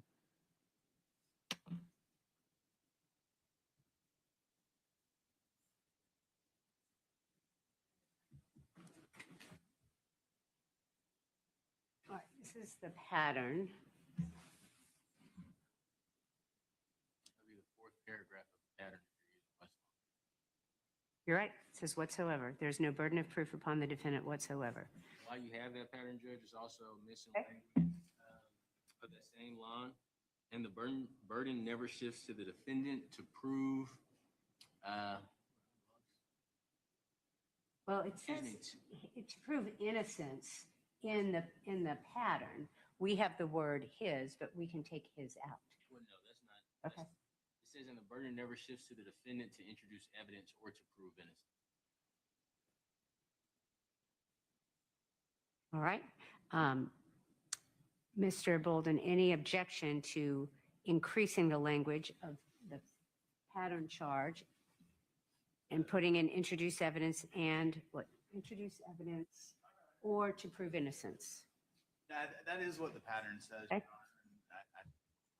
Mr. Cruz wants that. Yeah, no, I agree. And I think I'm going to change my patterns in the future to reflect that, since the pattern says that. They do change a lot of these patterns kind of every 6 months, and it may be that has been changed and I didn't realize it. So we're going to add this to paragraph 2. There is no burden of proof upon the defendant whatsoever, and the burden never shifts to the defendant to introduce evidence or to prove his innocence. And I'm going to keep the word his in there unless you don't want me to, Mr. Cruz. All right.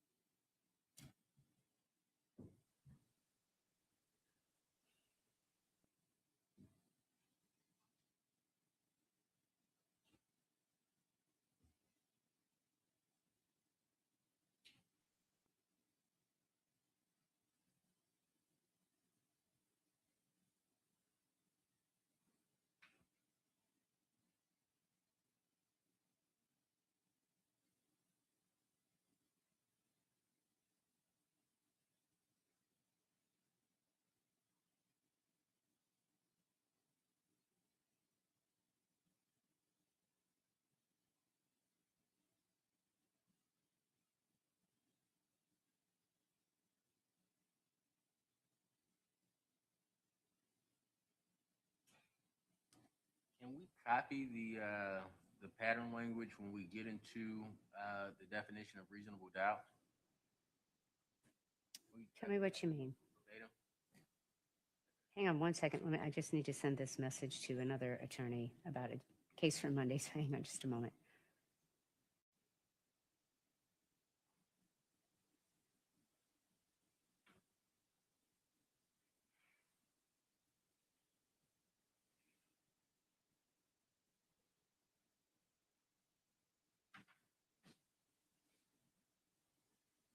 Okay, go ahead, Mr. Cruz. Pattern language, and it's not a big. Tell me where you are. Tell me. I am on the 5th paragraph of the pattern charge, starting with sentence 2. On what page? Page 6 of the. Okay, hold on. All right, you're asking about the reasonable doubt pattern? And page 6 is the last paragraph. So the pattern charge. I apologize. The pattern charge states a reasonable doubt means just what it says. I believe that matches. A reasonable doubt is a doubt of a fair-minded, impartial juror honestly seeking the truth. And I believe Your Honor has the pattern charge up. Yeah, can we just use the exact language of the pattern charge?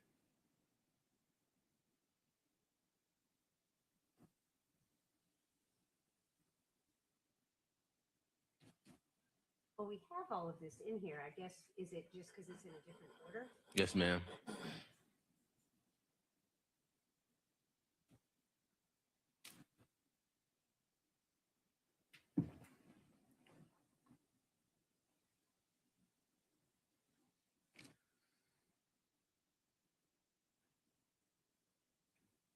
We need to start with the burden of proof.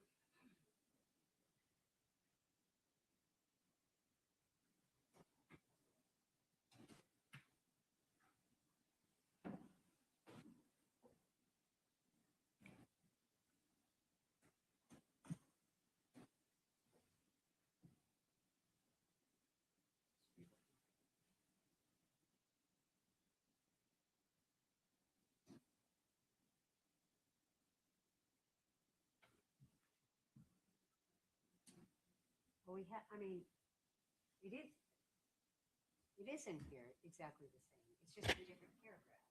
I think So it is exactly the same. okay. So it's the pattern as written is reflected in the charges.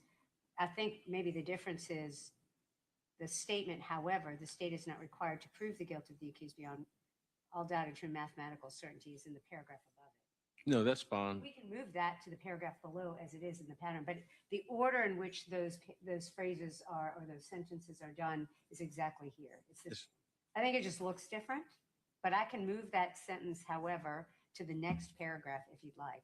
So the difference I have in mind is the pattern charge, and I think generally it says the same thing, but we're really big on language, and I'm very careful on language. In closing, it says it is a doubt of a fair-minded, impartial juror who is honestly seeking the truth. And it says essentially the same thing, but the pattern charge says a reasonable doubt is a doubt of a fair-minded, impartial juror honestly seeking the truth. Repeat the words a reasonable doubt. Yep. I think that makes sense. And I ask this, if it's not too much, can we just copy and paste that paragraph from the pattern charge and stick it into the charges? Well, it is the same, with the exception of what you just presented, and the fact that however, the state is not required is actually part of that paragraph in the pattern. In our documents, it's part of the paragraph above it. But that's no issue. That's no issue. But the rest of it, I think, is exactly the same, except for the words "a reasonable doubt," mentioning it again, which I will do. But I want to just make sure that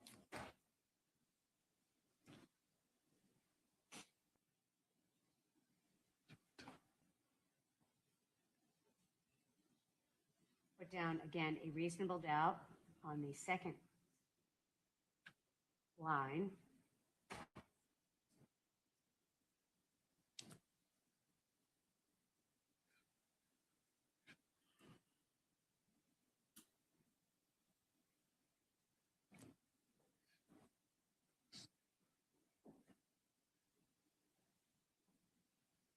so this is how it's going to read, and this is what the pattern says. However, the state is not required to prove the guilt of the accused beyond all doubt or to mathematical certainty.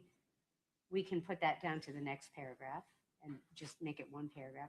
A reasonable doubt means just what it says. A reasonable doubt is a doubt of a fair-minded, impartial juror who is honestly seeking the truth. A reasonable doubt is a doubt based upon common sense and reason. It does not mean a vague or arbitrary doubt, but is a doubt, and the rest of it is the same. Does that satisfy you, Mr. Cruz? Yes, ma'am. Okay, that's exactly what the pattern says. All right, and anything else on page 6? I'm on the last. Golden, if you want to jump in there while we're having this conversation, obviously do that. Of course, Your Honor. State has no position. Okay, all right.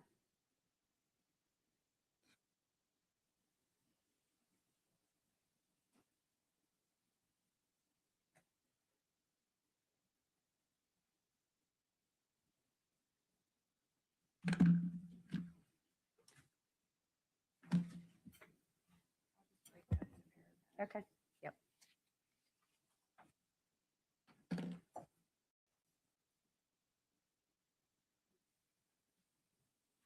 When you're ready to go to page 7 and let me know what you think about page 7.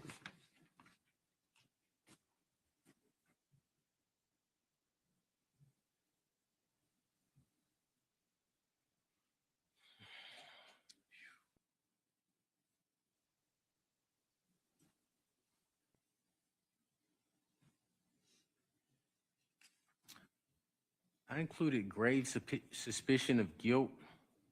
I'm sorry? Yeah, we haven't gotten there yet. Okay, got you. Yep.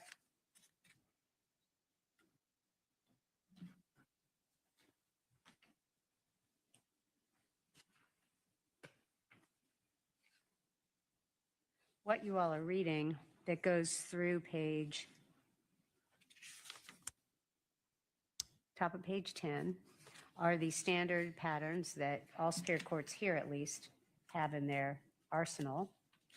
And obviously these are ones you all have asked for, but it's our standard ones. And so we haven't gotten to the specific ones you've, yep. Yeah.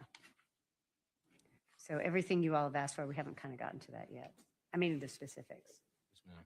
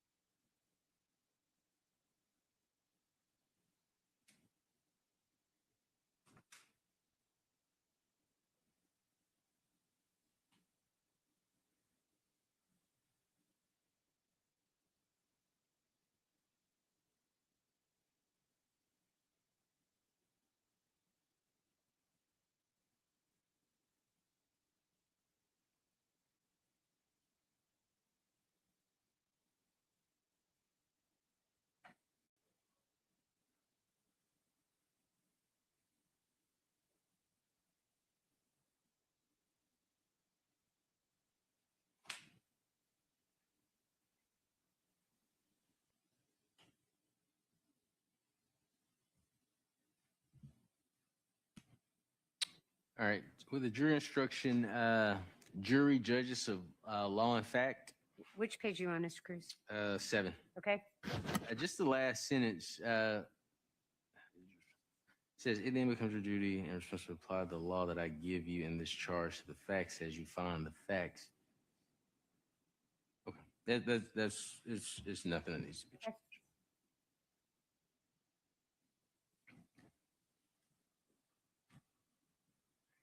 Attention.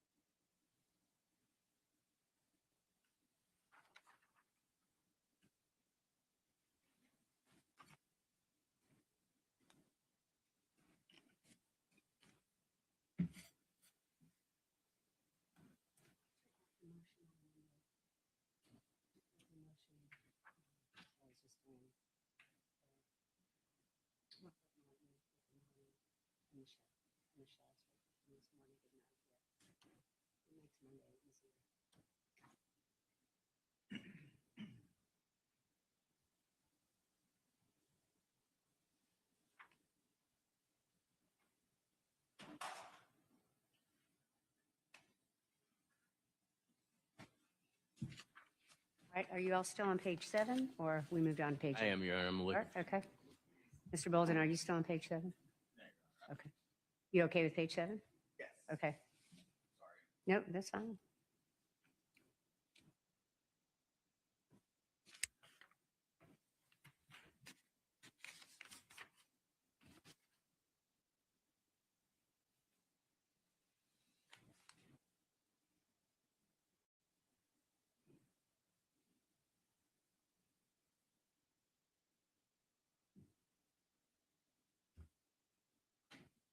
Welcome to all our new followers from our sister channel at Truth Talks Live.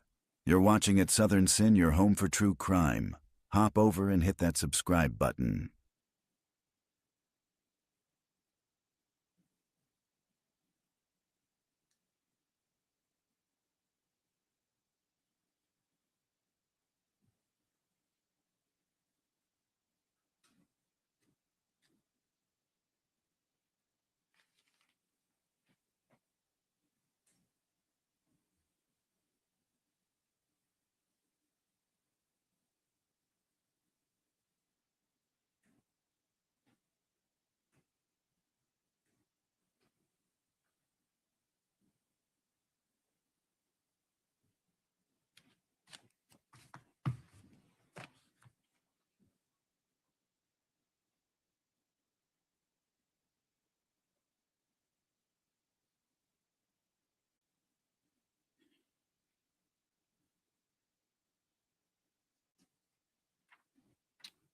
You're watching at Southern Sin, your new home for true crime. Smash that like button now.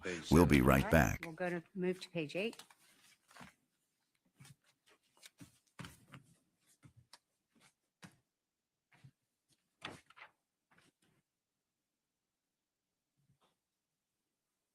Hit us in the chat if you think the defendant is guilty or not guilty.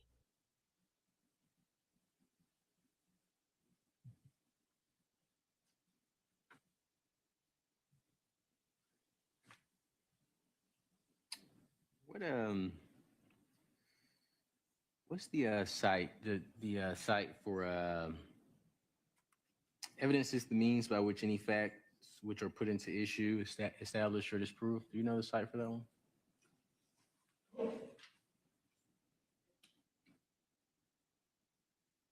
You mean the pattern number? Yes, ma'am. Well, it's really hard to look them up. I think I just found it. I think it's 1.3010. I think I just found Got it. it right here. Yes, what about it, Mr. Chris? Is that it? No, I just wanted to find it. That was it. Okay. Just to match it up. The instructions that we have, that we use, don't make it easy to like search. You do it in order, but don't make it easy to search. This policy is a proposition.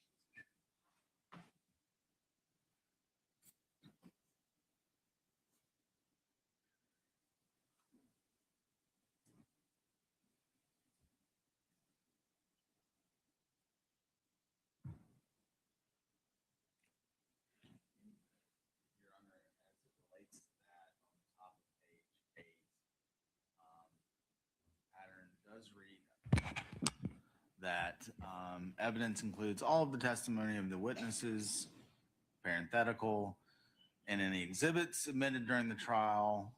And then the next parenthetical says stipulations of the attorneys, which I think would be applicable here because we do have the one stipulation as to the photo of Mr. Faust that was so the photo was entered into evidence, but then the stipulation was also that it was a photo taken of him on, I think it was February 8th of 2001.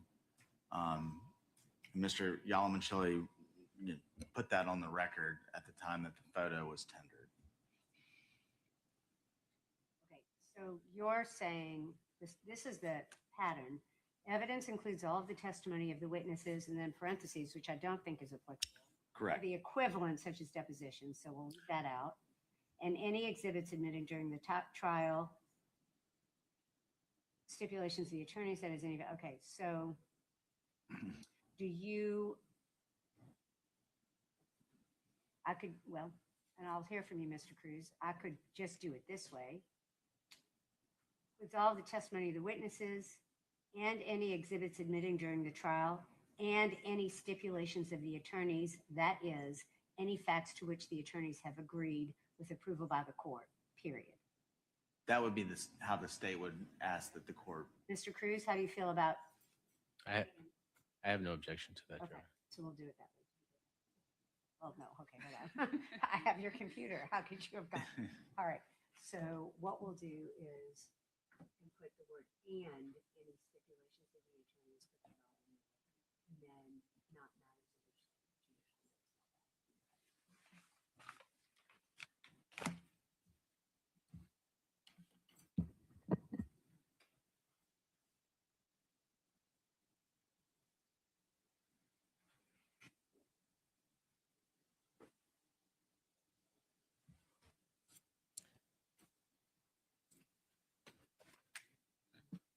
And then I would also say, I don't know if this was in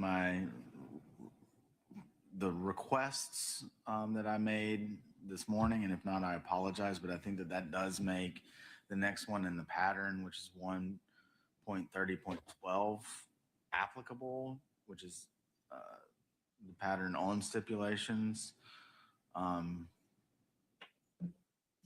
right, we're going to look it up in just a moment. I apologize. Well, I mean, this is what this is for. Sure. We have to, you can also make oral motions for certain charges. I mean, that's obviously why we're here. So let me let her finish 1.30.10 and then we'll.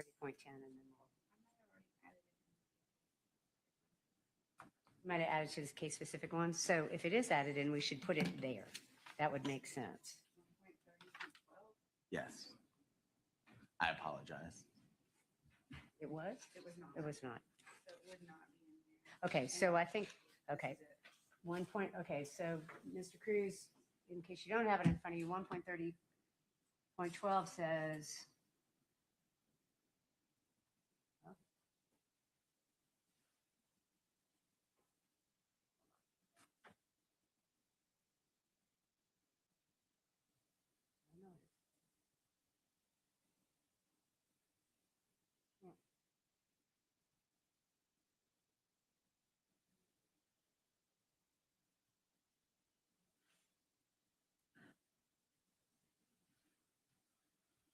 okay, I was trying to figure out where it was. So there are several, let's all look at 1.30.12. There are several things that could be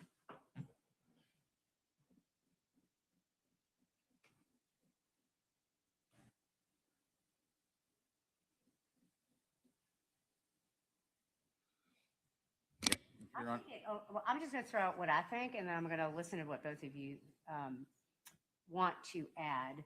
There's only been one stipulation, and I think making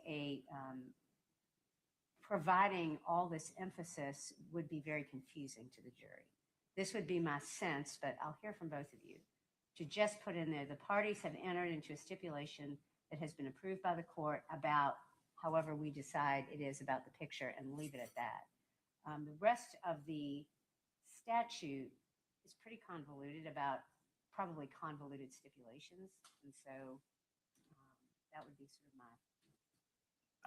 And that would also be the state's position and request, Your Honor. So again, under that pattern charge, 1.30.12, just that the parties have entered into a stipulation that has been approved by the court about the following exhibit, whatever exhibit number that would be, and then that was a photograph taken of the defendant on February the 8th of 2001. I think you both have to come up with the language that suits you both before we get into that. Sure, I apologize. Sure. No, I mean, you don't I have to apologize. I mean, I just think we need to talk about what the language is. Mr. Cruz, without getting into what language is the exhibit that's been that describes the exhibit that's been stipulated to, do you have any objection to 130.12, which is the parties have entered into a stipulation that has been approved by the court about the following exhibit? I do not. Okay, so let's talk about, so we'll put that in there. Let's talk about how to phrase it. Let me get us you say again, Mr. Bolden, what you think it should say? Yes, Your Honor, I would say that, so the parties have entered into a stipulation that has been approved by the court about the following exhibit. And then in the pattern where it says specify, I would suggest something to the effect of that state's exhibit, whatever the number is, and I'll find that out momentarily, was a photograph of the defendant as he existed on February the 8th, 2001. Okay. Cruz, thoughts on that language? That's what we agreed to. That's what I thought. So I hope. Are you satisfied with that, Mr. Cruz? Okay. Will you say it slowly so Ms. Ellis can take that in? I will. I probably won't be able to do it exactly the same way, but I will try.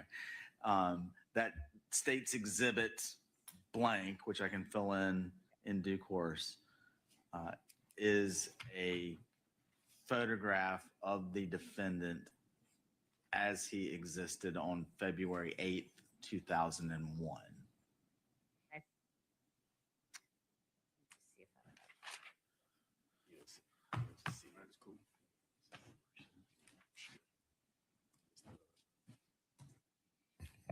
I have 113.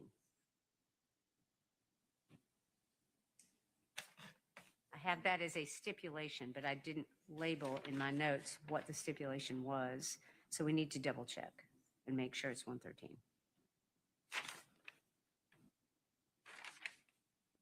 We can do that when we're finished, but let's make sure we actually get that in there.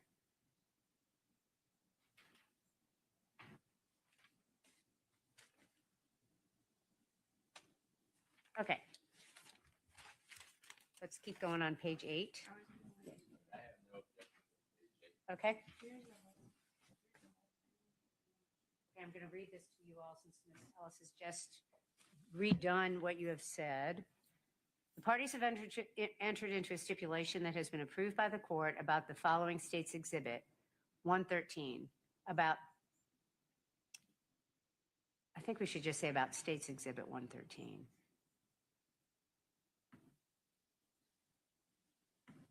I'm going to just say about the state's exhibit 113, unless you all have, it just sounds better. About state's exhibit 113, colon, a photograph of defendant as he existed on February 8th, 2001, where parties stipulate, let's see. Where parties stipulate facts, this is in the nature of evidence. You must take that fact or those facts as a given without the necessity of further proof. You make all decisions based on the evidence in this case. Where parties stipulate exhibits only, this is in the nature of evidence. You may take that testimony as if it were given in court, and you may rely on it if you find it credible. However, either party may dispute such testimony by other evidence. You make all decisions based on the evidence in this case. That is the pattern. Mr. Bolden, I'll ask you first. Any thoughts on all that? That's acceptable to Okay. say, Your Honor. Mr. Thank you. Cruz? All right, we'll move on to page 9.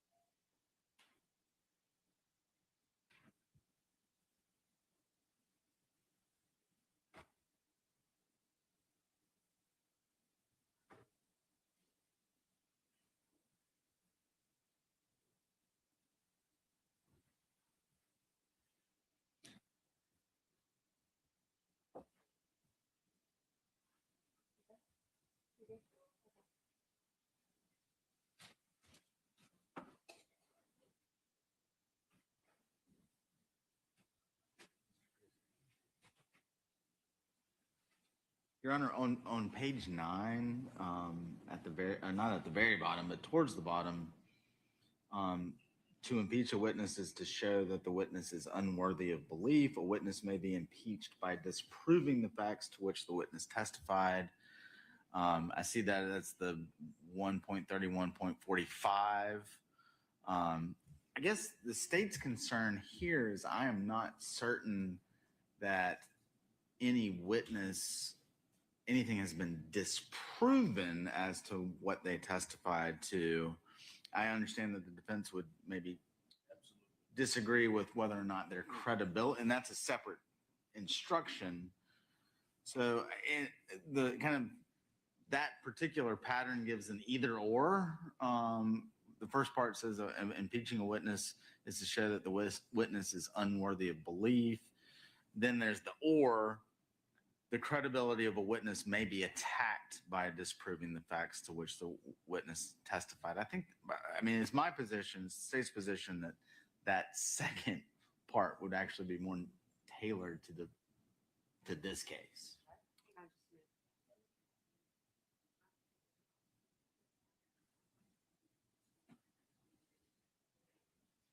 The whole okay, so you want to go to page 21. My page. Okay, hold on. Let's fast forward to the okay, the defense number 11. Let's go to defense number 11 and look at the whole pattern in total, and then we'll discuss it. Since what we did was we included everybody's requests and didn't take them out, even if they touched on something ahead of time. So on page 21 in the middle is defense request 11, which is the pattern. All right, Mr. Cruz, do you care to be heard? Which of those portions of the pattern you think we need to have? I believe the first one. I think a big, well, 21 is large. So let me start there. Well, we're starting on page 21. It's the one right in the middle, 131.45. Okay. You're 11. So I would say to impeach a witness is to show what Mr. Bowden read into the record. Yep. Witnesses impeached each other during this trial. We use certain witnesses to impeach other witnesses. I think a big one that sticks out vividly is, I believe Ricketts was extremely adamant that Chris Melton's alibi had been confirmed. And we went through with other witnesses establishing that it had not, in fact, been confirmed. And I think a big part of our cross was locking Ricketts deeper and deeper into his statement that we confirmed it, we confirmed it, we confirmed it. And I even think a little bit with Ricketts, we started going with him through some of the places that were unconfirmed that he ended up admitting. So and that's just one example here. And I think a second example was Mr. Melton, who refused to acknowledge that he was living in his parents' basement at the time. And obviously because we showed him the photos with the doors showing how he could get out. However, Josh McCourty was the witness that came in right behind him and said, oh, Chris was staying in his parents' basement. So we would ask for that instruction. We intended to use it in closing. How would you both feel if the court included both of them in the manner in which it is in the pattern, which is disproving the facts to which the witness testified or let's see. I don't know, including both of them. I have to think about how to do that. I don't have any objection to including. I don't want it to be confusing, but Mr. Bolden. I mean, I guess it gives, but my point is still that I don't know that that's actually disproving anything that another witness testified to. I understand Mr. Cruz's position, but I think Agent Ricketts' opinion that Mr. Melton's alibi was confirmed is like that's getting into kind of a subjective nature of his assessment of the alibi, and you can't disprove something that is a subjective belief in someone's mind. If it was an objective fact, I think that's really more what the impeachment statute and the impeachment pattern is designed to cover. Again, I think that it will all be covered in, credibility and stuff like that. And that's the only reason I bring that up. Well, I'm not going to make any comment on the evidence. Sure. The strength of the evidence. That's for the jury to decide if they choose to about these particular moments we've been discussing. So I think it would be appropriate to include the entire pattern as written. And I think I'm going to do that. I'm going to grant your request, Mr. Cruz, and have, let's see, I think we need to put it, defense's request 11 in, on page 9.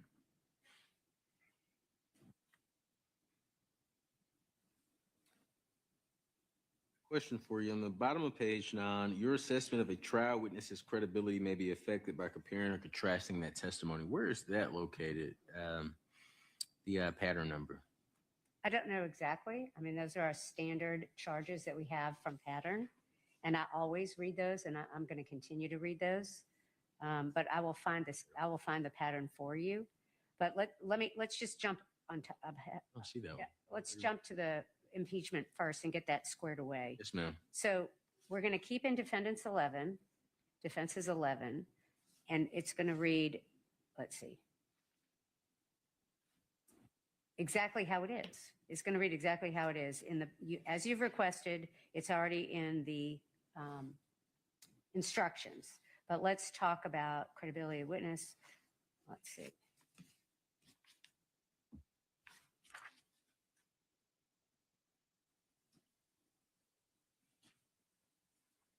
I'm just going to put in there, and I'm doing this over objection by the state. This is how it's going to read. To impeach a witness is to show that the witness is unworthy of belief. A witness may be impeached by disproving the facts to which the witness testified.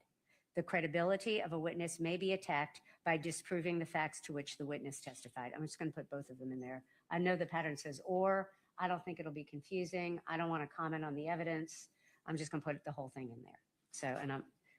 So we'll put it in that area on page 9 where it starts with to impeach a witness. Does that make sense? Okay. All right, let's go to then the next paragraph. You had a question about that, Mr. Cruz? I did not. I found it. I was just trying to match it up. Anything else about page 9 from the state of the defense? No, ma'am. Let's go to page 10. And then page 10, right after the very first paragraph, is where we start to put in the requested charges.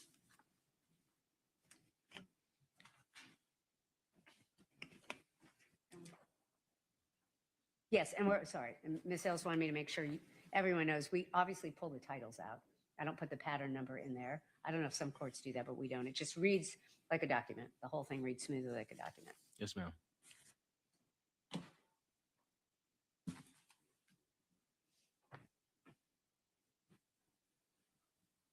And Mr. Bolden, I wanted to ask you on page 10, after 1, 2, and 3, where there are 3 phrases in parentheses, are you asking for all 3 phrases to be in there? I'm sorry, can you say that one more time? Yeah, well, you have to be looking at the page to understand what I'm saying. It didn't make sense. Sorry. No, that's all right. Okay, so after 2, 10, 10, yes. We put in your request 1, defense's request 35. Oh, I should ask you this too, Mr. Cruz. I actually just saw that it was also your request. All right, both counsel. With regard to 2, 10, 10, after where it says for malice murder, the state must prove the defendant 1, 2, and 3. The next paragraph, at the end of that paragraph, has 3 parentheses without justification, another one without excuse, another one without mitigation. I'm asking both counsel, do you want all three parentheses in there? We can. I don't think it's applicable to this case. I think we may have filed a motion, I believe, letting the jury know that identity is the issue. We may even say it in closing that the sole issue is identity. But it's up to the honorable court. I have no position whether the honorable court includes it or. Well, I guess it does, Nick, because it is the law. I think that is in the statute, if I'm not mistaken. So yeah, I think it would need to be included unless a particular one applies. And in this case, no one's arguing a particular one applies. Yes, and I would ask that there be a period after the word kill. I'm not asking for any of the parentheticals. I don't think any of them are applicable. So you're just asking rather it is the unlawful intent to kill, period, without the parentheticals. That's what you're saying? Yes. Okay. Mr. Cruz, any objection to that? I have.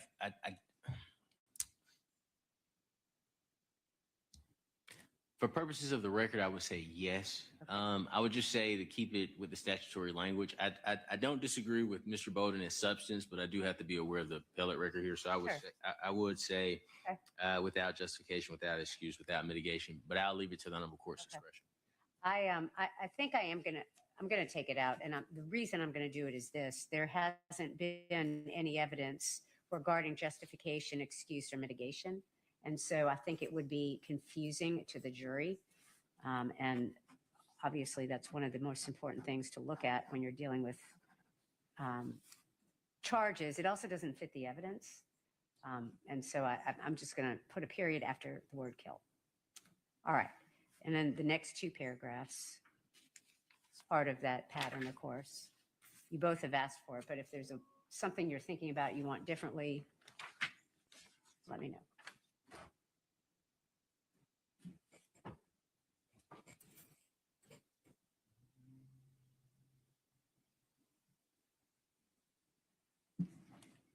And the honorable court's ruling is supported by the pattern charge. It says charge only the appropriate language, adapt parentheticals to the indictment and the evidence.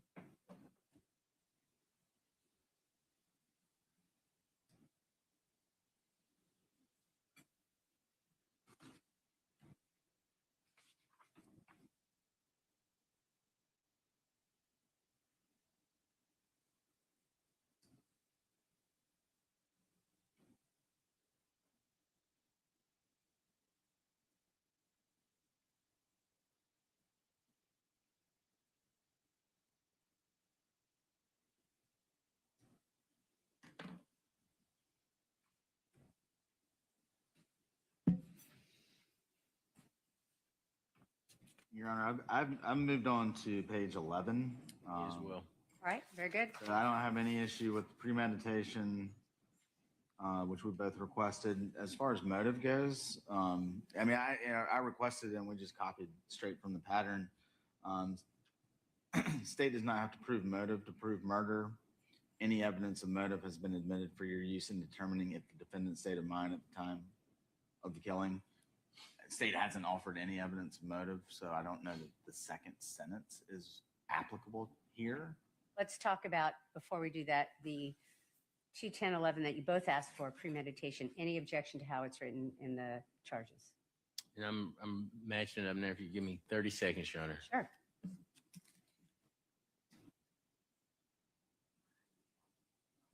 Oh, you're off. Okay. Say the number, 21011. Okay, we're on 21011. Premeditation.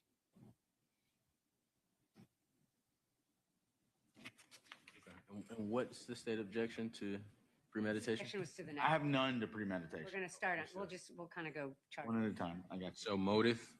So we're on premeditation, the 21011. Do you have any objection? You both requested it. Any objection to how it's written? No, ma'am. Okay, so we'll move on then to 21012, motive. The state has, you've both requested it. The state has asked to get rid of the second sentence. Any evidence of motive has been admitted for your use in determining the defendant's state of mind at the time of the killing. Any comment on that, Mr. Cruz? Well, I intended to use motive in our closing. And that sentence, although it says defendant, I was going to switch it to fit our evidence in this case. I would ask that it's included if any change is made. Defendant is fine with me, but if the Honorable Court wants to make any change, just defendant is fine. Defendant is fine with me. I'm not making any comment on your closing at all, but I am going to get rid of that sentence because I don't think it fits the evidence with regard to the state's position of evidence of motive for the defendant. Yes, ma'am. But certainly you've made it clear you've talked about motive for other things, and you're certainly not prohibited from talking about that in your closing. So that it'll just read 210-12 will read the state does not have to prove motive to prove murder. All right. The next one that you have both requested is felony murder. And we need to talk about how to articulate that. There are 4 counts, I believe, of that in the indictment. Count 2, 3, 4, and 5.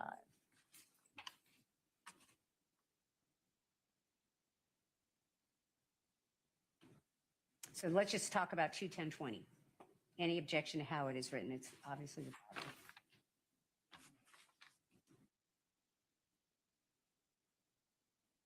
No, not how it's written, Your Honor. I'm sorry? No. Okay. Mr. Bolden, any objection to how it's written? No, Your Honor. All right. Let's talk about how to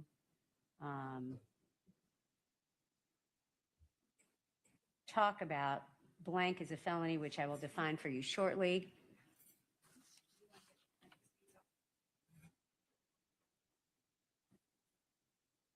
Yes. We're going to take the parentheses off where it says the state does not have to show that the defendant acted with malice to prove felony murder. Just leave it as a sentence. The next one is blank as a felony, which I will define for you shortly. Can we? Oh, I'm sorry. Yeah, go ahead. No, go ahead. In regards to that, can we state all, I think it's 4 felonies. Can we state all 4 felonies? So rape, just state them back to back. And then when we move to 210-30, we can say the same thing with the first blank with all of them, regardless of whether he or she. And then when we get into the definitions, if the state doesn't disagree, just to keep it from being confusing, we discuss each charge just back to back to back. So that way we note all 4 felony murders, we note all 4 underlying charges, and then we also note or give the definitions following. So we at least signal to the jury, there's 4, and here are the 4 in the definition of the 4. And it may kill 2 birds with 1 stone because it also gives them the definition of the underlying crimes as well that we're charged with. I think there may be some agreement, Judge. Tell me what you mean. I mean, whatever way it needs to read where it doesn't confuse people is fine with me. I just want to. What in the way that I submitted it in the state's requests is where there's the blank at the bottom of page 11 would just be burglary, aggravated sodomy, rape, and aggravated assault are felonies. Okay.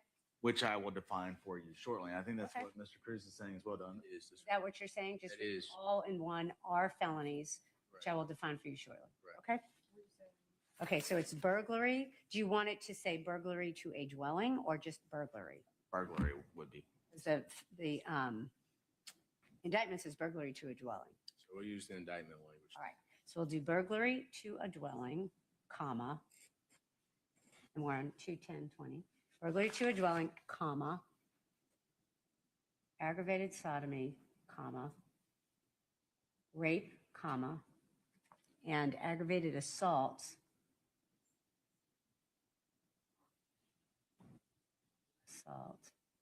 are felonies, which I will define for you shortly.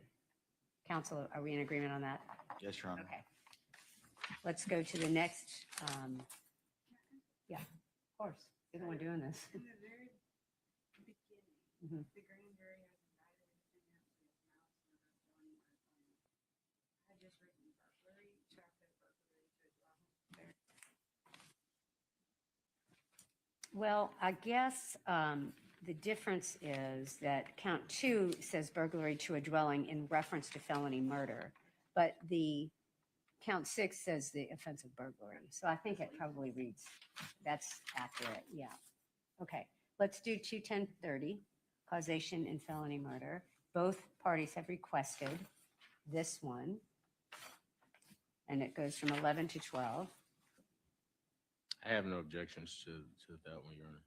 And so again, kind of just like a minute ago, I think what the state would request is that you may find the defendant guilty of felony murder if you believe that he caused the death of another person by committing the felony of burglary, aggravated sodomy, burglary to a dwelling, aggravated sodomy, rape, or aggravated assault. Kind of to track the language that we just talked about. Any objection to the way that that's been articulated, Mr. Cruz? No, ma'am. Okay, we'll use the word or, regardless of whether he, not she. Okay. Any other comments about the top of page 12, which for our purposes is 21030? Any more comments on that? No, Your Honor. Okay, Mr. Cruz, are you satisfied with 21030? Yes, ma'am. Okay, let's go to 26221, burglary in the first degree. Both parties have requested it.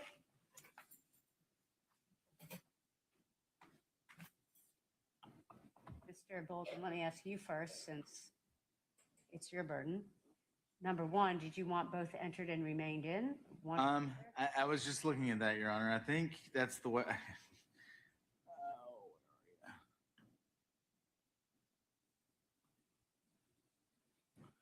I would ask that it have both entered and remained in, because those are both included in the charging language of count 6. I would have, because you all's theory, I guess, that he entered the house. Okay, it does, count 6 does say enter into and remain. That does track the indictment.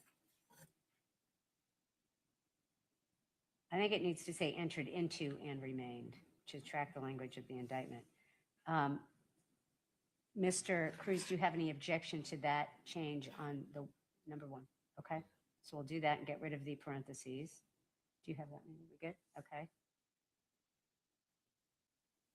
The intent to commit a felony.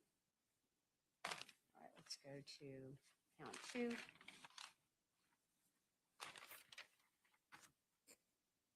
And then we put in here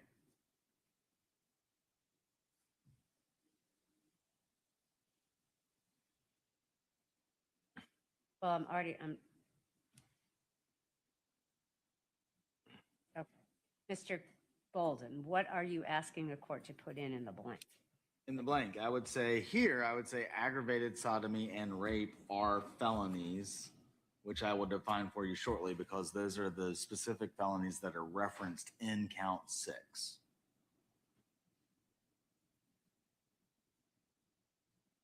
Okay. Any objection to that language? No, ma'am. Okay. Let's go to the bottom of that pattern that you both have requested, and let me know what you think.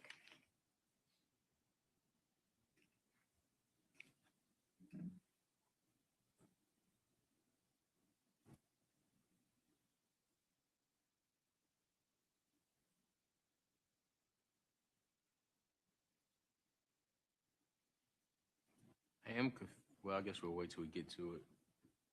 I'm good through the bottom of page 12. I am too. Okay, all right, so we're going to start on the next one. I'm going to just make sure Ms. Ellis can follow with us. It's 26223, intent to commit a felony.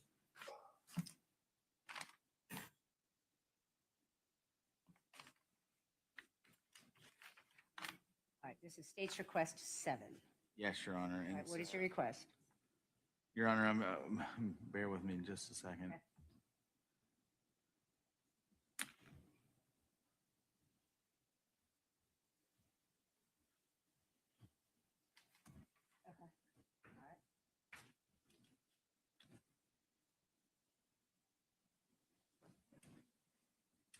And on our copies that you provide us, it will have the title on our copies. Oh, it won't have any title. No, this is the only version where you'll have the titles. So what we're going to do is Miss Ellis is the master at all this. She's taking down all of our changes. She's going to incorporate it in the master document and delete, of course, all of the titles. And then what I do is I make a copy for every juror and every attorney and Mr. Faust. So everybody will have their own copy, and it'll be the same that the jury is holding. Okay.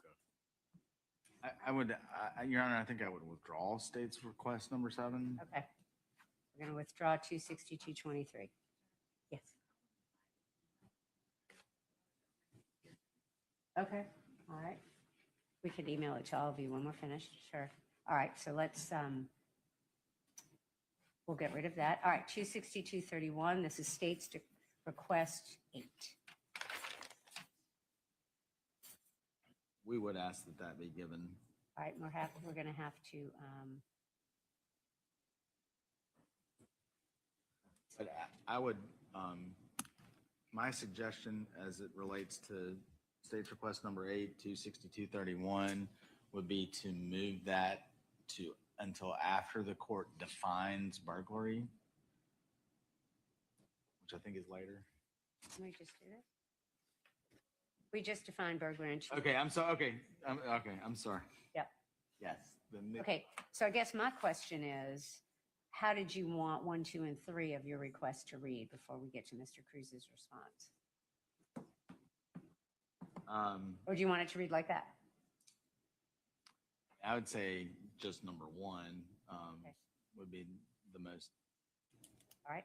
narrowly tailored to the case. Okay. Mr. Cruz, any objection to 26231 reading? To prove entry into a structure, the evidence only needs to show a breaking of the plane of that structure.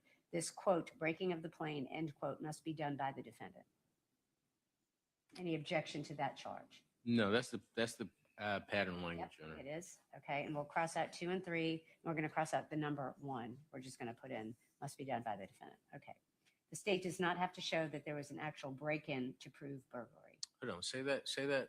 What are we doing now? So we're on 26231. So on your copy, it's the middle of page 13. Mm-hmm. And what the state has requested is this. To prove entry into a structure, the evidence only needs to show a breaking of the plane of that structure. This quote, breaking of the plane, end quote, must be done by the defendant. The state does not have to show there was an actual break-in to prove burglary. That's the request. I understood. So we're taking out 2 and 3. Yes. Would the court consider giving the kind of not parenthetical, the example that is given in the pattern? I'm kidding. I'm sorry. So about breaking the plane, football breaking the plane. I'm not requesting that. I'm sorry. I'm just kidding. I'm not looking at the pattern. I'm looking at it. Sorry. All right. Any further objection, Mr. Cruz, or any comment? Not at this moment, Your Honor. All right, 23010, which is requested by both counsel. And of course, we're going into page 14. It'll be a different page, obviously, when we're finished. Mr. Bolden, any other changes to that request from the state?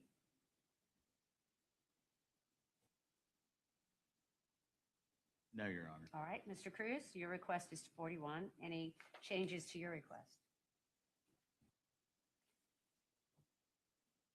No, ma'am. All right, so it will be given as requested by both parties.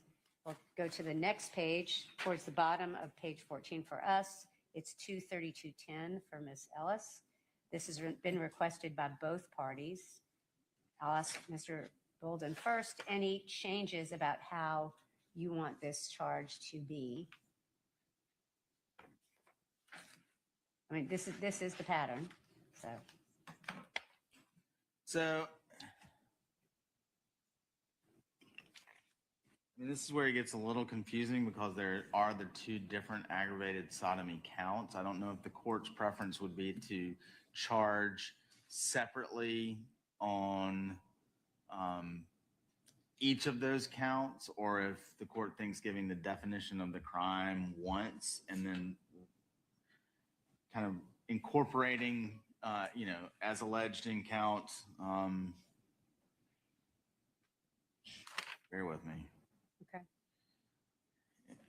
As alleged in count 7 to include the sex organ of the accused and the mouth of the victim. And then in count 10, the sex act or sex organ of the accused and the anus of the victim. Or if you just want to define it twice. Does that make sense what I'm trying to get at? Yes, it does. I mean, I don't know which way is less confusing. So I think that's why we requested it be given twice. I think that might be the easiest way. So, you know, for state's request 10, for aggravated sodomy as alleged in count 7, the state must prove that the defendant forced, you know, and then I'm looking at the top of page 15, only use mouth. And then give the rest. And then I realize I'm jumping ahead here, but then for state's request 11, that it read for aggravated sodomy as charged in count 10, the state must prove, and then use anus instead of mouth. Okay, so you're asking some additional language, which is for aggravated sodomy as charged in count 7. That's what you're asking for. Count 7 of the indictment. The state must prove that the defendant, okay, and you want the word mouth, and then you want it read again in the same way as charged in count 10.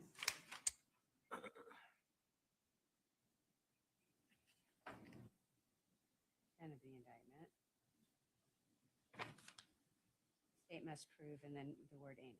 Okay. So you're asking then, with those additional words, to read it twice. Yes, I think my personal opinion is that would be the least confusing way to explain. Mr. Cruz, I'll hear from you about your thoughts. You had asked also for 23210, you had asked the same, you have the same request, but the state is the only one that asked for it twice, just given the 2 different counts in the indictment. So thoughts? I'm fine with it twice. Okay. So I don't oppose that. I do have a question for you going back up to rape. Hang on, just let me make sure Ms. Ellis got it. Go ahead. All right. So, and if it's not appropriate now, I can add. No, go ahead. With the rape instruction, one of the elements is against her will. We did intend to argue that the state has to show that it's against her will, which I think is appropriate for their burden. I just want to make sure the honorable court is okay with that, where it doesn't violate anything.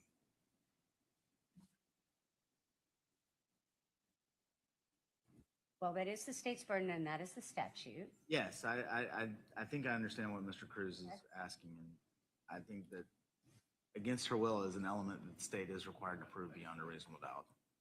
Okay. Are you asking, Mr. Cruz, I want to make sure I understand what you're referring to. I mean, I do understand what you're referring to, but in the larger context of this trial and the motions that we've had and things of that nature, are you implying that because that is part of their burden, that you are going to argue anything about consent? Absolutely not. Now, I will say this, Judge. I may disagree with your rulings, but I respect the court. I always have to respect the court. And I wasn't insinuating you weren't. I'm just making sure I understand what you're saying.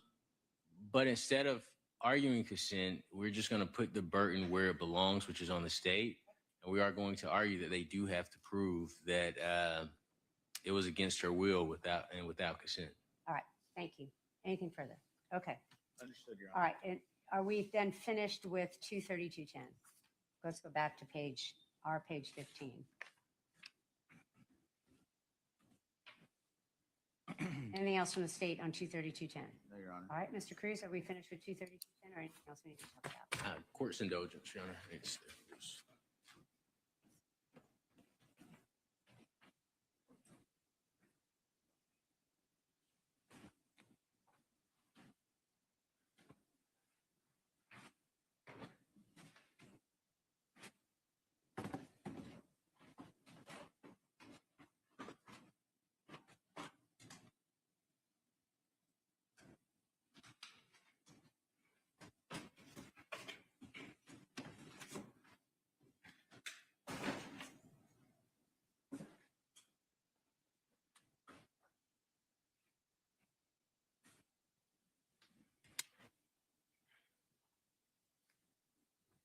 But no, so we're gonna do it twice, one for anus, one for oral? That's correct. Okay, let's go. I mean, that's what you said you were fine with. Correct. Okay, all right, let's go to the next page then. And to the state's request, 230-15, and of course, then 230-17. And the state has only requested these. Yes, Your Honor. And what I would request is the way that what we submitted was a little bit more tailored, and I would just say that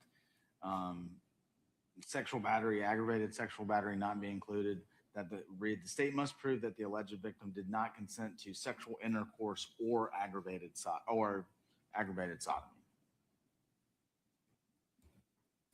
Are you asking for the rest of it to be there too? If you find that the victim was not mentally or physically capable of consenting? I mean, I don't necessarily know that that is applicable here.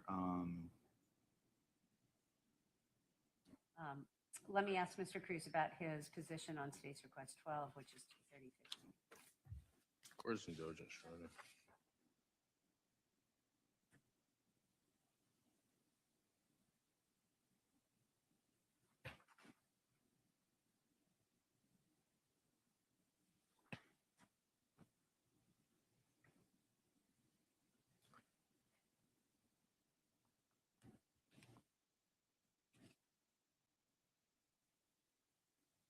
Yeah, I don't believe this applies to the facts of this case.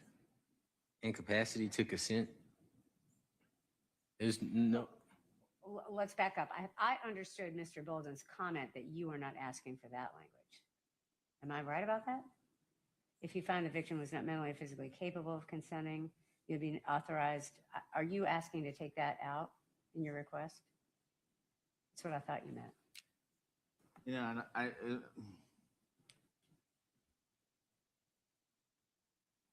I agree with the first sentence, but just the following language, it doesn't fit the evidence in this case.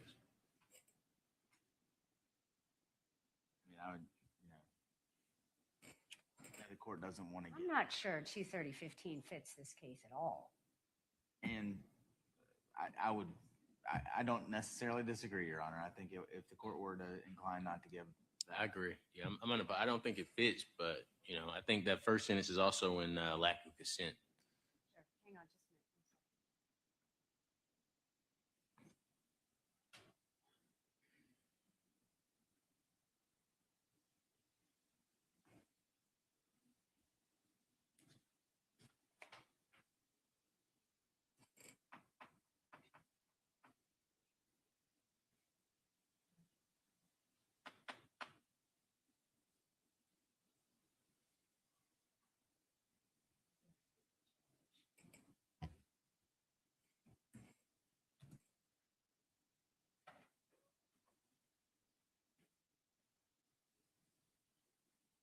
All right. Is there any objection to the court not giving 230-15?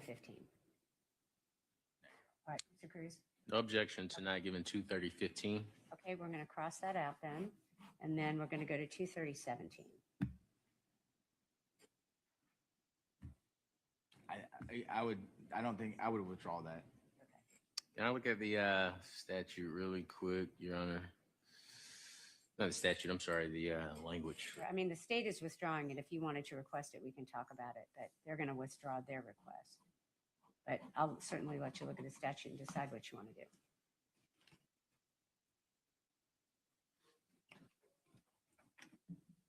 Yeah, I believe 2030-17 fits the language because of the aggravated sodomy piece. And the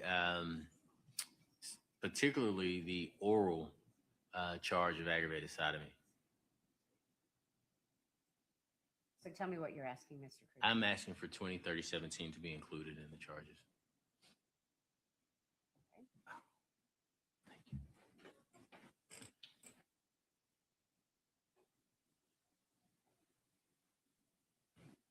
Mr. Bolton, any comment?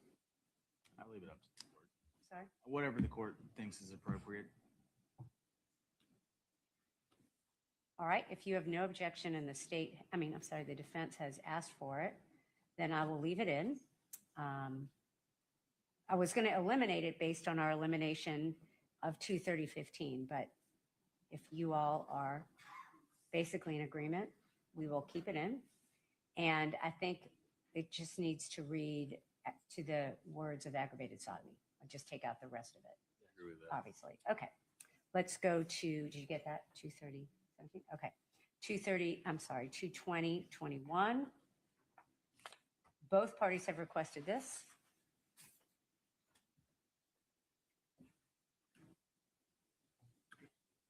I think number 2 needs to be deadly weapon, would fit the evidence. Yes, that's the way that it's All right. indicted.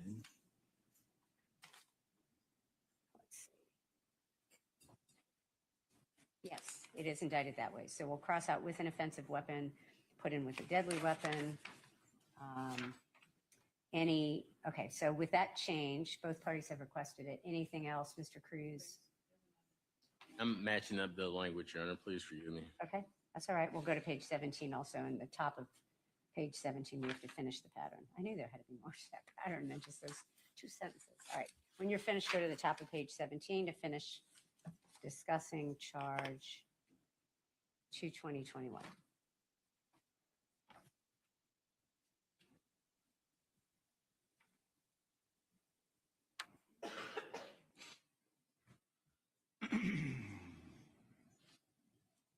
And so at the top of page 17, Your Honor, I would ask that the sentence beginning with the word however read as follows. The state must prove that the defendant attempted to cause a violent injury to the person, period. And that second parenthetical not be included. I think that would be based on the way the charging language in the indictment. I think that would be the correct way that the correct way for the court to charge the jury based on the way the state has brought that aggravated assault charge. Okay. Any objection to what Mr. Bolden has just stated, Mr. Cruz? No objection, Your Honor. Let's talk about the next line, though, and make sure we're all comfortable with that. An offensive weapon is any object is likely to cause. That's okay. That looks right. Any objection to that last sentence? An offensive weapon.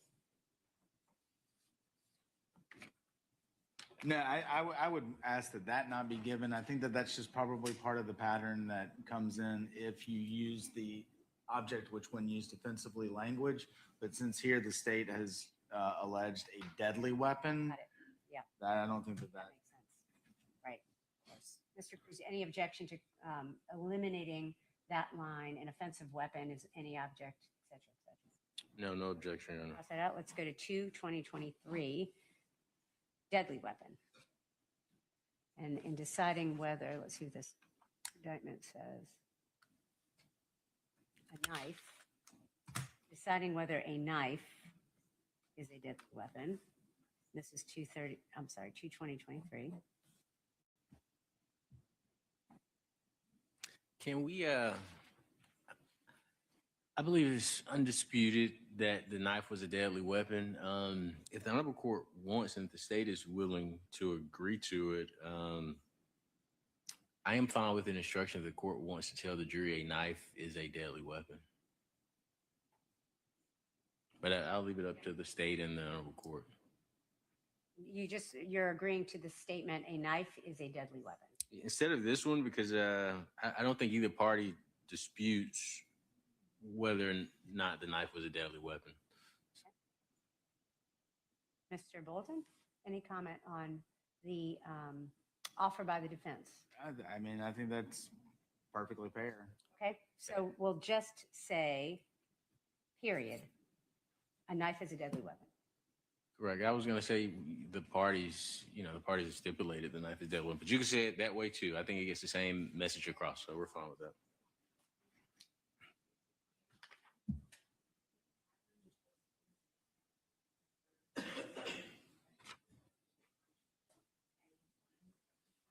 Okay.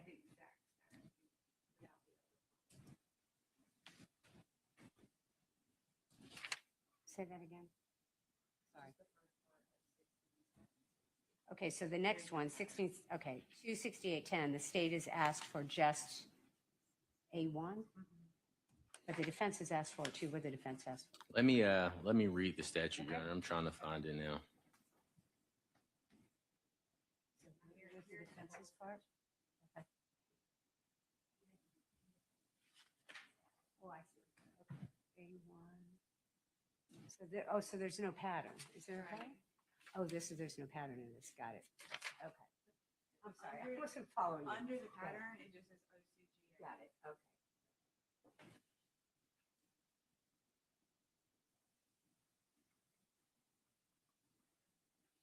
I think A1 is the only one that fits.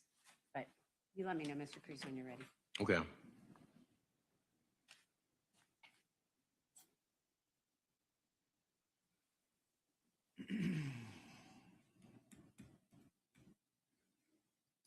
I agree with A1, Your Honor. I'm sorry? I agree with A1. Okay, all right, so we will. I'm give sorry, it- I've gotten lost. Where are we? We're on 26810 arson, but of course, it's just the statute. Okay. And the defense agrees that what the state has asked for, A, and then 1 is what's appropriate. Well, oh, go ahead.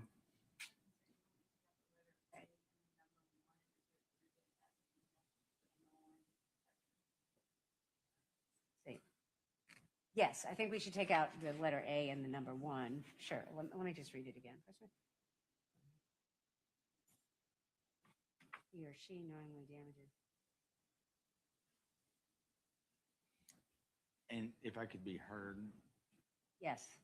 I think what the state would ask, if the pattern only says to look to the statute, and I think that's what I understand, then I think the state's request would be that this charge read, a person commits the offense of arson in the first degree when by means of fire, there's no evidence of explosive here, he knowingly damages any dwelling house of another without his or her consent, period. I agree with that. Okay. Okay, so he knowingly damages, I'm sorry, he knowingly damages. And instead of he, can we use the defendant? Oh, I guess it's the same. I think it's probably more appropriate to say he as opposed to defendant. Yeah, I think more general in nature makes more sense. By means of fire, he knowingly damages any dwelling or house of another without His or her consent. his or her consent, Period. period. Okay, and Mr. Cruz, you don't have an objection to that? I do not. Okay, so that's how we'll give it. Let's do the next one, arson, presumption of accidental cause, state's request 17, 26816. Let's see what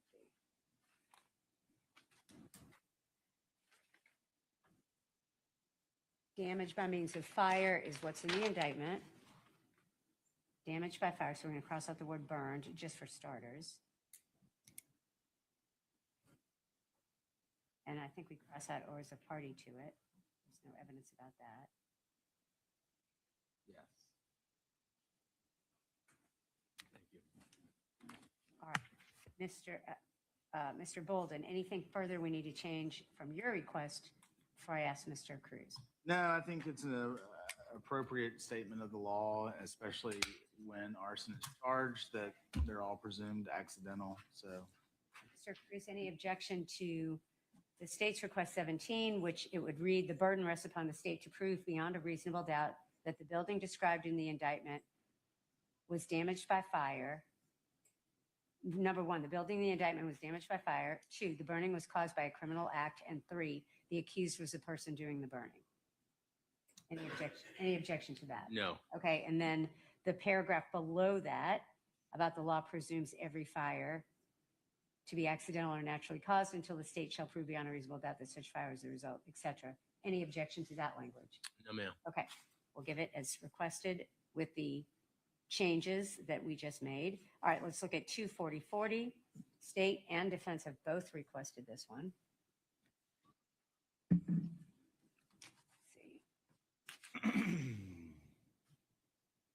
we'll put on his person as opposed to his, her, or within arm's reach of his person. We can talk about what you all want.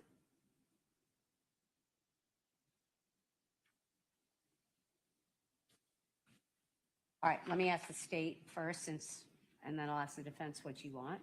Mr. Bolden, what do you think 24040 should read? Yes, Your Honor. I think that it should read that for the possession of a knife during the commission of a felony, the state must prove that the defendant had a knife with a blade at least 3 inches long on his person while committing malice murder. Because that's the way that it It's indicted. it is indicted. Which is a crime involving another person. Which is not which is one of the following, which is a crime against another person. Yes, Your Honor. Okay. Mr. Cruz, any comment on how the state has asked for that charge to be given? None in that manner, Your Honor. Okay. So it'll read this way.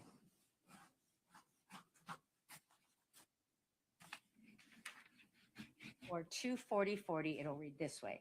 For possession of a knife during the commission of a felony, the state must prove that the defendant, 1, had a knife, 2, with a blade at least 3 inches long, 3, on his person, 4, while committing malice murder, a felony, which is a crime against another person. Yes. Anything? State satisfied? Is the defense satisfied with that? Yes, ma'am. All right, thank you. Let's go then to the next page. We'll cross out the controlled substance, obviously, information at the bottom. 130, 130. Both parties have requested this.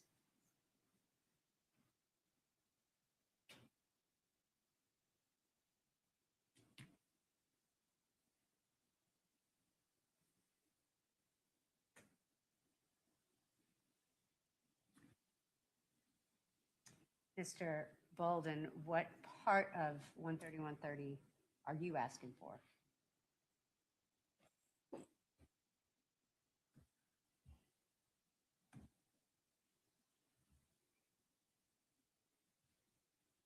I'm not inclined to put in the 11th Circuit information. I mean, I'm inclined to just stick with the statute. I mean, the statute, the pattern. But I'll hear from both of you about including the extra language. I think the extra language is taken care of in the pattern. Yeah, I would agree with the court to give that the first 2 paragraphs and then not the pattern jury charge from the 11th Circuit. I have no problem with that, Your Honor. Mr. Cruz? I believe it's the same, so. Okay. All right, I'll cross out the 11th Circuit opining because it's really taken care of in 130, 130. Okay, 130, 140.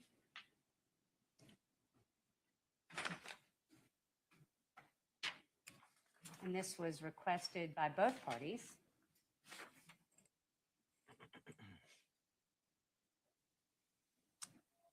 So can I go through this one with you, Your Honor?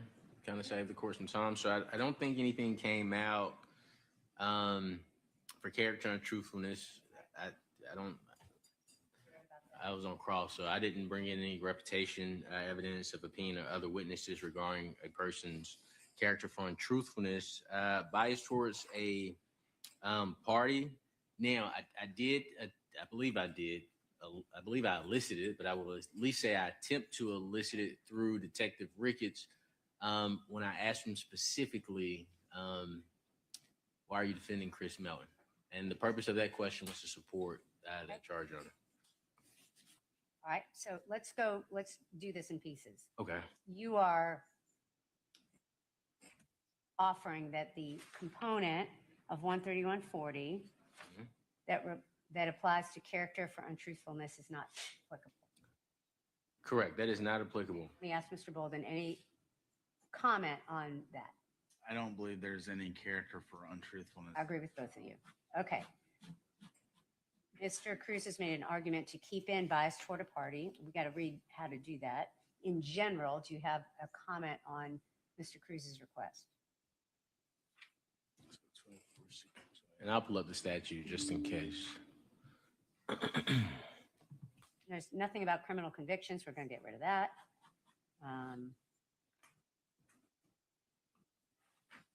So I guess my position as to bias is I don't think that this is the pattern charge that would relate towards bias in the way that has been shown in this trial. I think it would go to the credibility, the general credibility charge, which I can't even remember at this point if we've discussed or if we will discuss, but that charge has the language about how they may consider their, manner in testifying, the facts about which they testified, and any bias.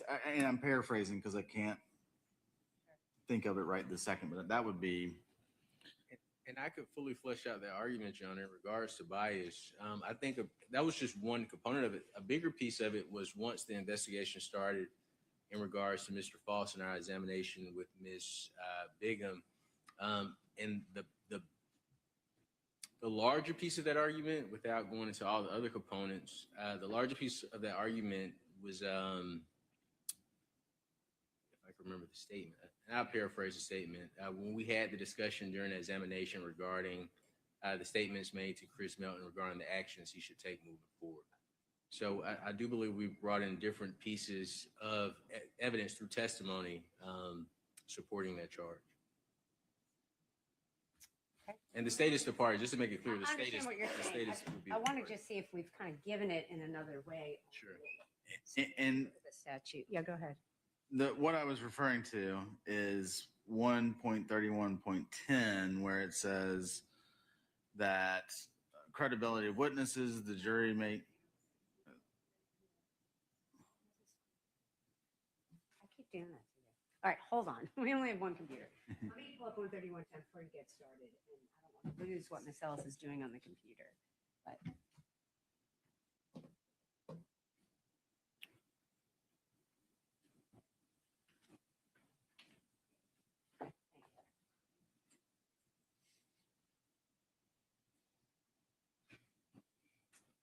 all right, go ahead, Mr. Bulldog. Yes, Your Honor. So that again, like I think we've already gone over that particular charge, but if not, I know that we will. But It's in the beginning of the charge. We have gone over it. and so the jury will have been charged on general credibility, and part of that is their interest or lack of interest in the case. So I think that's the type of. I think that's what Mr. Cruz is getting at. I don't think that bias towards a party shown by bad acts, being specific instances of the conduct of the witness, which is in 131.40, is what is contemplated here. So I would ask that it not be given. I know that was part of our requests, but that was anticipating what some of the potential evidence today may have been. All right, thank you. Mr. Cruz, anything further? I would just have my argument, but I'll leave it to honorable court's discretion. So I think I agree with the state in terms of this particular pattern, and I don't disagree with your assessment that the issues concerning whether you want to call it bias or interest or lack of interest has been brought out by the evidence. I mean, I think certainly both arguments support that, but we're talking about the pattern, and the pattern, I think it actually would be very confusing to give this charge in the manner in which it is patterned, because it does talk about bias and bad acts, and that doesn't comport with the evidence. So I'm not going to give it in this manner. I do think the issue of whether you call it bias or interest or lack of interest in the case has already been given at the beginning of the charges, and so I'm just not going to give 131.40. I think it would be very confusing. It doesn't really comport with the evidence in the manner the pattern provides. So, all right. So we'll move on to 131.45, and I think we've already talked about this. We already have this in we've already given this earlier. Let me just make sure. You moved to 131.45. Okay, we're good. All right, let's move on then to 131.47. The defense has requested prior statements. I don't have any objection. All right, and let me just read it. Anything further, Mr. Cruz, you want to say in your request? No, ma'am. Just as this, all right.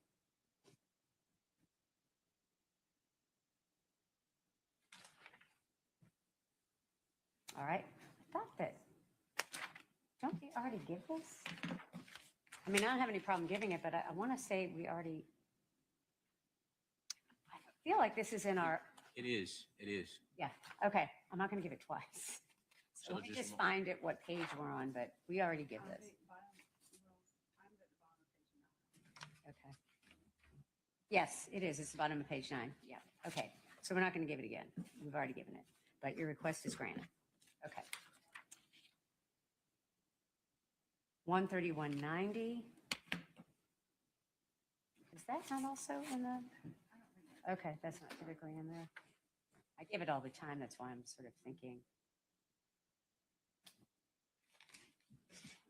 Okay, 13190. Both parties have asked for 13190. Mr. Bolden, anything else? No, Your Honor. Okay. About that. Mr. Cruz, 13190, single witness. Anything else you want to offer with regard to that? No, ma'am. No, ma'am. I will give it. 13216, statement of defendant. You both have requested it.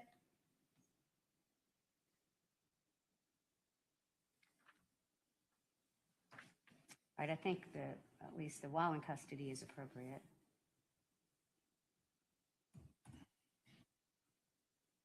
Was it shown that he was in custody in that video? Yes. The evidence was presented that they asked to remove the handcuffs, and that was shown. Yeah.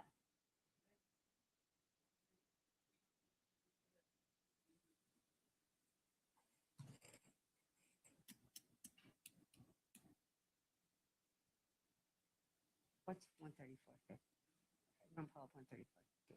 You both have asked for this. Mr. Golden, anything further you would ask for? No, Your Honor, I think that both of the parentheticals would be applicable here. So how are you asking it for it to be read? Obviously, we're going to get rid of OCGA 24. Sure. Just exactly as it reads.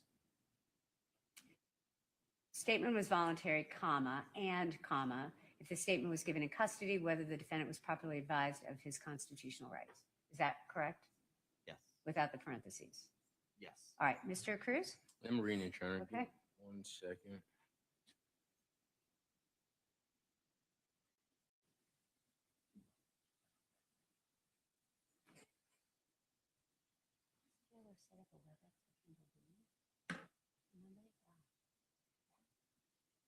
I just asked both of them how long it would take. I guess I haven't heard that. I mean, I don't know.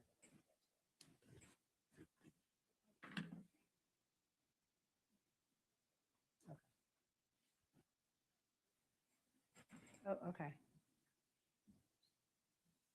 All right, no objection. Obviously, we're removing the limiting instruction conditional admissibility language. I was just reading that 13450. I don't think it applies, but I mean, I'll hear from you if you think otherwise. No, it doesn't apply to that. Okay, so are you satisfied with the way you both have asked for 13216? Are you satisfied with how it's written there without the parentheses? Correct. Okay, we will give it 13217. Both parties have asked for it.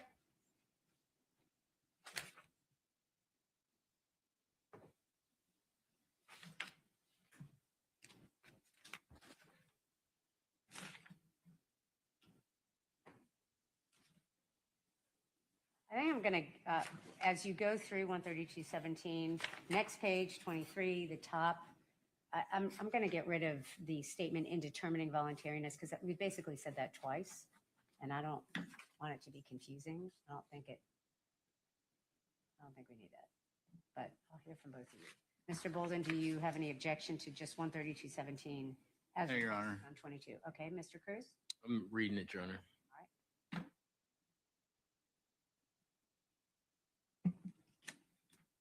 This is a request by both of you.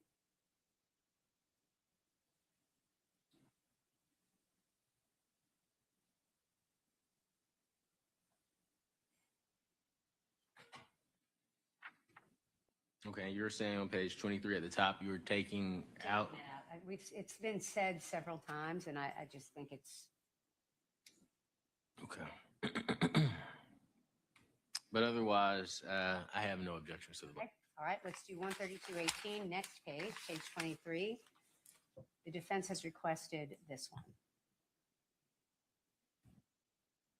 And Your Honor, I understanding that Mr. Cruz and I might disagree over the legality of the detention based on our motions back in the fall. I would object to this. I don't think this is the type of situation that charge is designed for.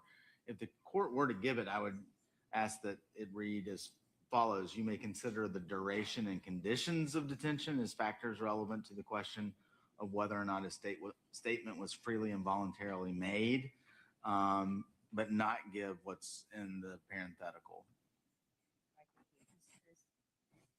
You offered this.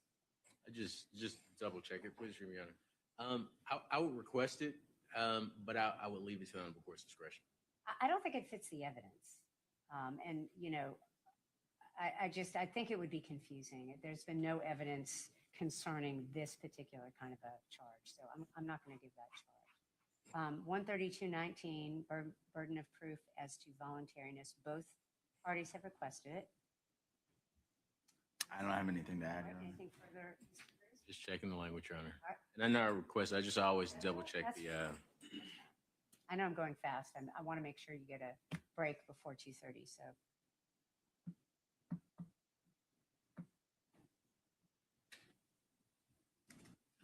Okay. I'm fine with it. All right, let's go to the next one. Constitutional rights. Both parties have requested that. We'll cross out her just for starters. Word her.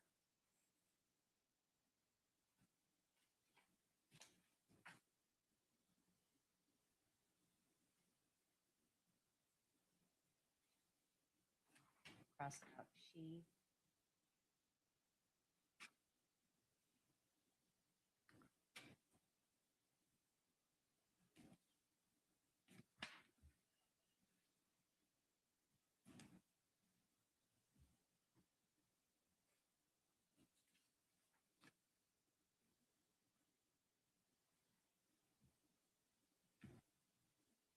Hold on, what?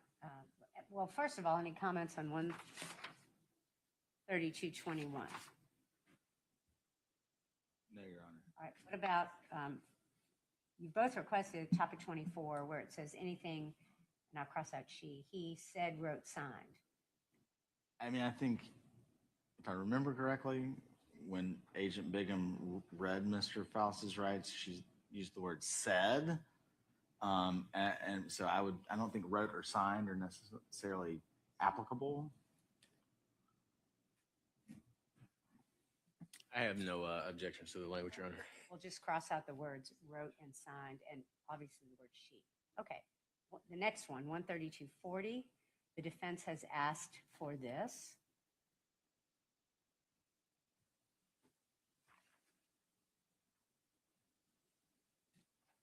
I think that's a. We've given that in 13219. We did give that in 13219? Well, it's basically the same thing. I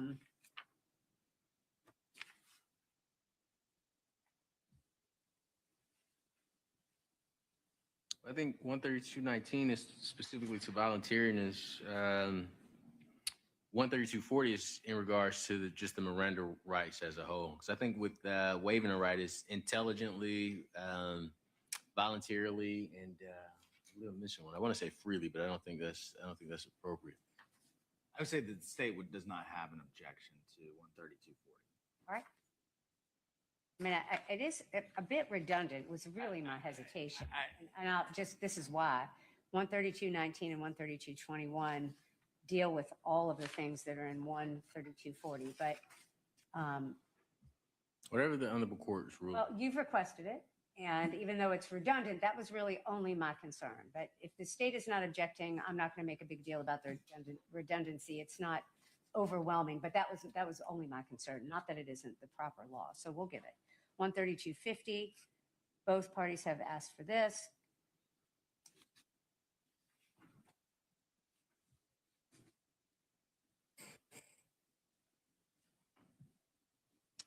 So yes, my only comment, Your Honor, is to just get rid of the parentheticals at the end.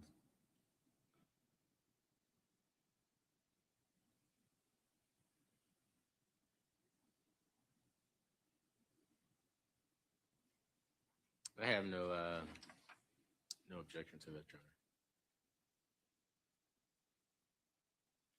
Honor. And 13270, I would ask to be removed. I don't know how. You're going to withdraw that? I am. Okay. Okay. So I guess my only concern, even though you both have asked for 13250, is, again, the issue of redundancy. I mean, we're sort of saying it over and over again, and in just slightly different ways. And so that's my only concern. But I'll hear from the state first and then Mr. Cruz about that issue. I mean, I would agree with the court that it is redundant. I just know that in every trial that I can recall in which a defendant's statement was played, I think there is just that extra caution to make sure a jury, and so I don't disagree with the court's the court's concerns about it being redundant, but given that it is all part of the pattern, I don't object. All right, Mr. Cruz? I would agree with the state. All right, I'll give it. Let's go then to 25. We've crossed out 13270. We're on 134, limiting instructions. I don't think we had any of those. Well, Did we? there could have been that 413 evidence, Your Honor. The state opted not to introduce that evidence, so I don't think it's applicable in this case. I think we do have it in regards to Ms. Sims. You told me we could take it up at the charge conference in regards to her statement that what she tested was sperm, and we went through cross-examination, and then she said, well, we didn't, I didn't test it for sperm. I didn't know about the report that it was sperm. At the time, you told me to address it now. I would ask for a limiting instruction to the jury in regards to that statement that she made. And if the court is willing to give that limited instruction, I would ask for this pattern charge. But if the court is not inclined to give a limiting instruction, obviously this would not apply. So describe for me, Mr. Cruz, I don't remember the conversation, but Yes, ma'am. describe for me why you think you can certainly talk about the limits of her testimony if you want to do that, certainly, regardless of whether she's tendered as an expert. I mean, you can certainly go there if you want to. But in terms of the charge, tell me how it applies to the request for. Sure. The charge only applies if the Honorable Court is inclined to give a limiting instruction in regards to the testimony. If the Honorable Court is not inclined to give a limiting instruction in regards to the testimony, the charge does not apply. It's inapplicable. Sure, but I guess to this what case. limiting instruction would you be referring to? I guess that's what I'm The asking. only thing I would ask, because there is no evidence of semen in this case. Outside of Detective Bigham saying that Chris Melton's semen was found, every other test, everything looked at in the testimony, no testimony came out in this case that semen was involved. When Ms. Sims, who just did the differential extraction, she started saying, and I may say the wrong, I think she said either semen or sperm, but she said one of the two. She started using that language. And that's when I objected and discussed saying with the Honorable Court. I would just ask the Honorable Court to give a limiting instruction to disregard. And she corrected it after I made the objection. She stopped referring to it as that. But just to give the jury an instruction to disregard Ms. Sims'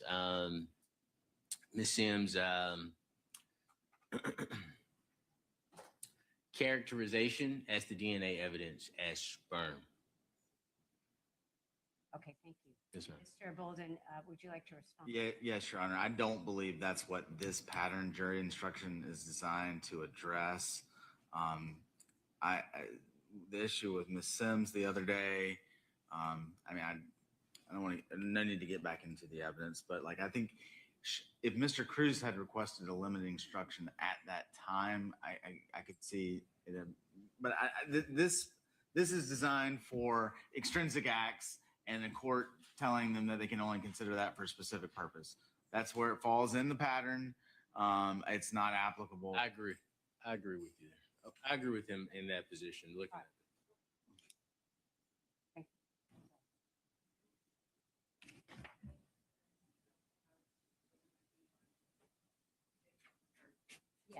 Yes. Okay, so before we get to the next page, both parties are agreeing that 134 does not apply right now. We're not going to give 134. That I You agree with that? Is that right? purposes or against some parties, not others, or for some counts and not others. Such evidence may be considered by the jury for the sole issue of purpose against. Right. It wouldn't apply to what I'm asking for. Okay. But I would still ask for that limited instruction if the honorable court is inclined. But this wouldn't apply. I agree with the statement. Okay, so I'm going to get rid of 134. I'm going to say with regard to the limiting instruction, based on how both parties have described the moment, particularly Mr. Cruz, your comment that it is the characterization of the evidence. I think if the court got involved at this point with doing what you're requesting, the court would be inserting itself into characterizing the evidence, which would be improper. So you can certainly argue and bring up however you choose to the jury. It's not limiting for you, but I think in terms of the court charging the jury, it would be improperly inserting the court's opinion, which it doesn't have, of course, but sort of suggesting the court had an opinion on the characterization of the evidence, and that's not proper. I'm just going to do it in that way, but I'm not limiting you in describing however you choose to how the evidence played out. So I'm not going to give 134. Both parties have agreed to that. Let's talk about 134.10, which does require 134. I would withdraw that, Your Honor. Okay, I don't think it fits the evidence. Okay. All right, so the state is withdrawing that next one. All right. So now we're going to the next page, the middle of the next page, which is 134.20. And this was defense request. So I'll ask Mr. Bolden first. Any comment on 134.20? I don't think there's any of that in the evidence in this trial. I'd ask that it not be given. All right, Mr. I can withdraw it. I withdraw the request. All right, we're going to withdraw 134.20. 134.30 needs to be withdrawn. Yes, Your Honor. They will withdraw that. All right. And the top of 28, of course, as well is withdrawn. 135.30. And this is the state's request.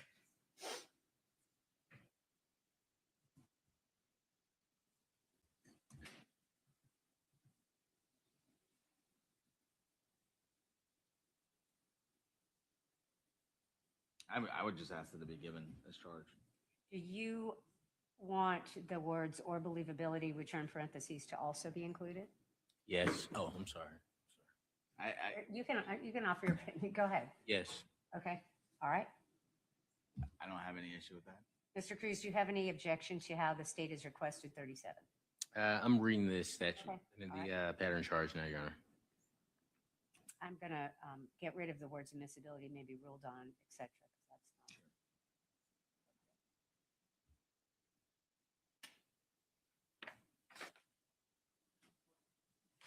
Just that little part. Well, I think this is the issue here because I'm just now seeing this wasn't DNA comparison. This was actually, and maybe I'm reading too deeply into it. From what I understand from true allele and DNA comparison, one type is where a human does it and they compare it. And correct me if I say anything wrong. True allele is like a computer program that just says, hey, this is the likelihood ratio that this DNA or this pattern of DNA compared to this person would show. I'm trying to use correct language. Will pop up among a random member of the population, if that makes sense. So, but we could give it. I have no objection to it. All right. I think it fits the evidence, so I will give it as charged then. All right, the next one is defense's request, 140.10, definition of crime. That should have been given earlier. It was. Okay, so I'm not gonna do twice, but I'll grant your request, but it's already been given. 140.15, state's request. And Your Honor, I the only thing that pops into my head with this request is the burglary count where we've alleged enter and remain within the dwelling house of another. Okay. I know sometimes it's almost maybe it's almost better to wait and see if they have a question about like the and or, you know, conjunctive versus disjunctive. And so I would be okay with the court not giving it, with withdrawing that request at this time. But again, that I know that does happen from time to time, and then we have to give additional instructions. So that I think that was the rationale behind that. Okay, so you're going to withdraw it, but that does come up from time to time. Yeah. Well, I would object to the the instruction as a whole, because from what I understand from the indictment, everything is charged straightforward. And with the entering and remaining inside, I believe that's the state's theory of the case, that not only did Mr. Faust enter, but for a period of time, he remained inside and did these acts. Okay. Any response? Yeah, I mean, it's again, you know, the state charges in the conjunctive can prove in the disjunctive, and I think that's very well established. But I think given all the other confusing aspects of the law, I don't necessarily want to interject another one unless they specifically ask. So I guess that's kind of the dueling concerns that I have. Well, I think that it's probably best to address that issue this way, to not give it as charged. I do think it is probably confusing, and I agree with you, Mr. Cruz, in the concern about giving 14015, but it is an accurate statement of the law. And so I will just say this: if it comes up in a question, we're going to have to talk about how the court needs to respond to the question. And it may be that the court has to respond to the question this way, because this is the law, but I'm not going to give it as a charge. All right. 14112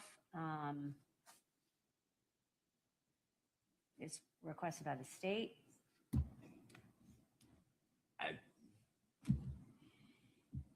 I would withdraw that, Your Honor. So that is withdrawn. 15010, statute of limitations.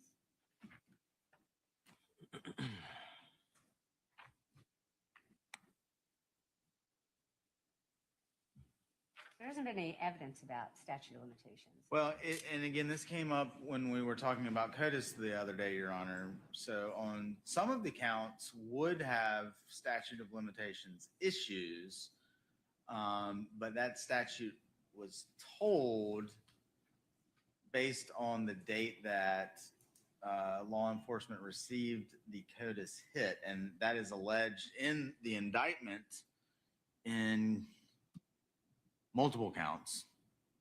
I believe beginning with count 6. Okay. All right. On. And so, you know, I think that's a material element that the state does have to prove. Now, the question is, I don't know what the statute is on some of these crimes, or at least what it would have been. It's 4 years for felonies. I think murder, and I could be wrong on the murder one, so double check. I think it's 7 years if the person is known. If the person is unknown, it's an unlimited statute of limitation. Well, and that's not, there's no tolling language alleged in the counts alleging murder or felony murder. It's the predicates. So for the underlying felonies, 4 years is what I believe the window would be. But double check me. I'm never too certain.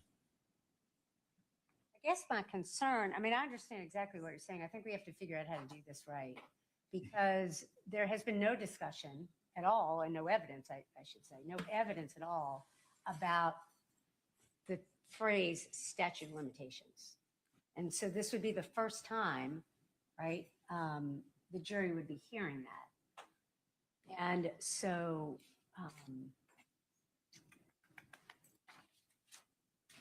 I think it applies to the indictment, because they will have the indictment and will have that language on it. And the state, that is something the state does have to, oh crap, we didn't get into that intro. I guess in the problem is the language of this indictment doesn't talk about statute of limitations in that sense. It talks about it in a different way. Perpetrator, yes. The crime alleged was unknown to the state of Georgia. So, I mean, I understand exactly what you're saying. I just think we have to tailor this so it makes sense.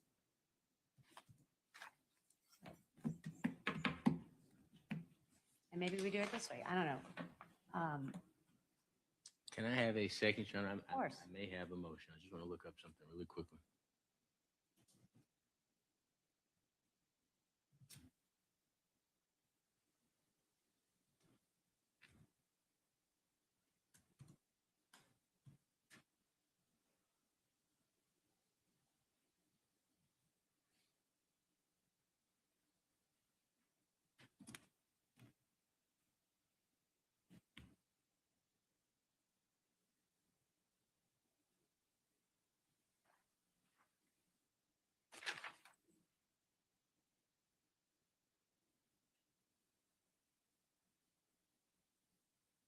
So, Mr. Bolden, I would imagine on page 30, you would want me to put all the charges, the accused is on trial for the offenses of, and list all the charges, right? Yes. Okay. Then I think it would, what I would then ask under Georgia law, prosecution for the offenses of, And then list them all. Okay. and then, Prosecutions for these offenses. well, so this is confusing. I agree with the court. So I would say that laws of our state sets a time limit upon the state in starting prosecution of most criminal offenses.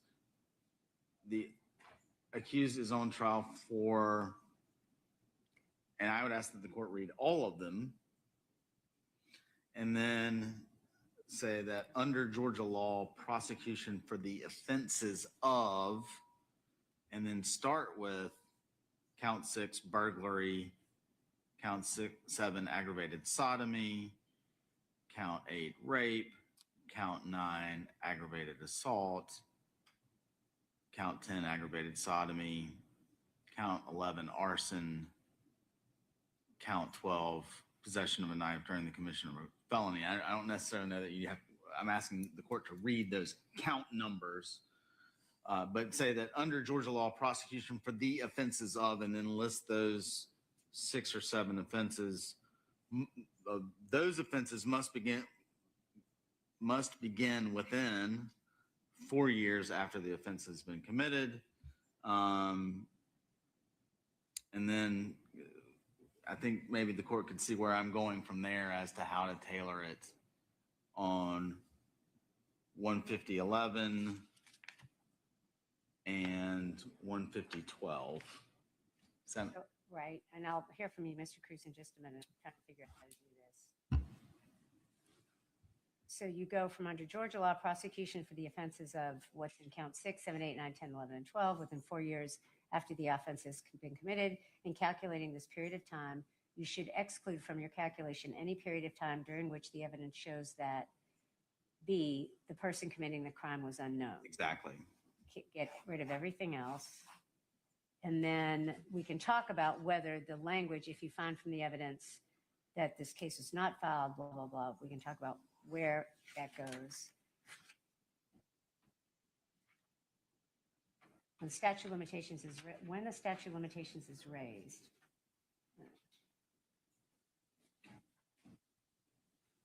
I think we just say the burden is on the state. Get rid of the, when the statute of limitations is raised, because it hasn't been raised. No, and I think of it as like a venue issue. You know, the court's always going to charge on venue as a jurisdictional fact. I think that the statute of limitations is a jurisdictional fact as well. And so that's why I think it's, even though it hasn't been raised, that it's important to put that out there.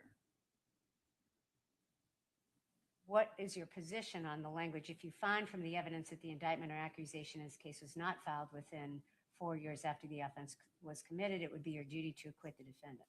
So I don't think that that is tailored to this case. I would say that, again, going back to 150.10, under Georgia law, prosecution for the offenses of, listing those offenses must begin within 4 years after the offense has been committed. I'd ask the court not to give that last sentence.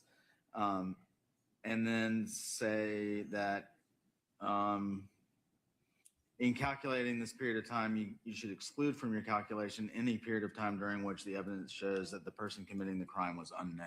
And I think that that would be tailored to the case and to the way that the indictment, has been drafted. Any comment on what the state is asking for? Where's that language, Your Honor? I'm looking for the language that you mentioned. Okay, so we jumped around a bit. Let's go to page in your documents.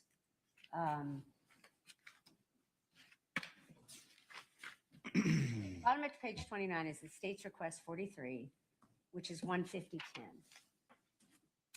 And this is what the state is offering. Now I'm at the top of page 30. Members of the jury, the law of our state sets a time limit upon the state in starting prosecution of most criminal offenses. The accused is on trial for the offenses of, and it would list 1 through 12.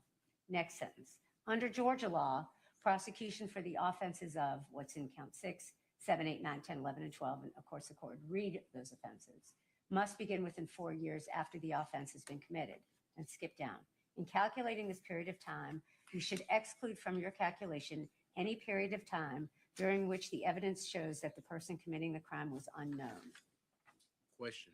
I believe did you say the paragraph where it says if you find from the evidence that the indictment or accusation in this case was not filed within blank number of years at the? I was yes, the state has asked to eliminate those sentences, and I think that's proper to eliminate that sentence.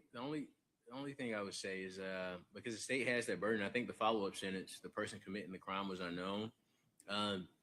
We're not going to argue statute of limitations, but in regards to the jury's understanding of the case and having the indictment, I would just ask for it to be present. But I don't think that's anything we're going to argue. But I think it kind of flows into 15011B. Okay. I'm not going to give that portion of it. I do think it's confusing because on the one hand, we're talking about the sort of the tolling and then reinserting back in language. Well, if you find it hasn't been accused or indicted within a certain period, I think it's very confusing. So I'm not going to give it. But let me ask you, Mr. Cruz, before we get to kind of the rest of it, top of page 31, the state requested 45. I have eliminated the front part of that where it says when statute of limitations is raised and just put in there, the burden is on the state to prove that the offense occurred within the statute of limitations or occurred within an exception beyond a reasonable doubt.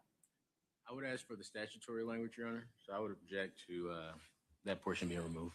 Not statutory, I'm sorry, the pattern language.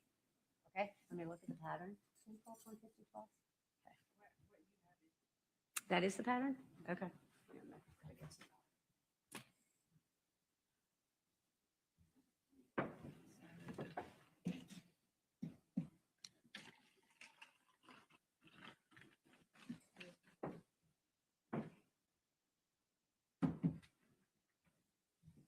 That is good.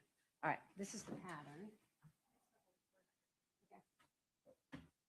And my response, Your Honor, would just be that because the statute of limitations has not been raised, that telling them that it has is going to be confusing. So I agree with the court to just start that charge 15012 with the word the. The burden is on the state to prove that this offense. I think that makes sense. I think we need to start with the burden is on the state. That is the pattern with the exception of when statute of limitations is raised. All right, the next one is grave suspicion. Does the defense, defense ask, I don't know if the defense asked for that or not. I always have it in there. I did ask for that, but I don't see it on. It's right below, it's next. Actually, yeah, it doesn't have a title. It says facts and circumstances.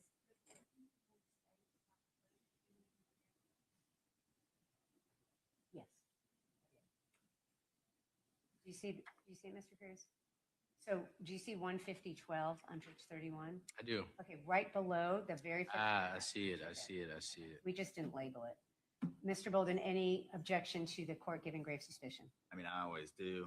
I would object if the court were inclined to give it. I would ask that it go up with all the other information about reasonable doubt. The state's position is that, there are cases that hold that it is unnecessary, that it is adequately covered by the court's charge on reasonable doubt, burden of proof, things like that. So I would object. Okay. But if the court were to give it, again, I would ask that it be related to that to those patterns. I think that makes sense. I've always felt that we've always had it at the end and it feels a little bit weird reading it out of context. So I am going to give it, I'm going to grant your request, Mr. Cruz, and we'll put it in where all the other issues of the state's burden, the burden of proof is, I should say. We'll put it there. All right. The rest of this is, I'll let you all look at it, but page 31, and I'm rushing through because I want to give you all a little bit of a break. 31, 32, and 33 are the basically the new instructions. They're not really new, that the Council of Superior Court Judges has issued about how to talk about the indictment and going in the jury room and things of that nature. This does not vary, I would say, amongst the superior courts. This is the standard appropriate comments the court makes about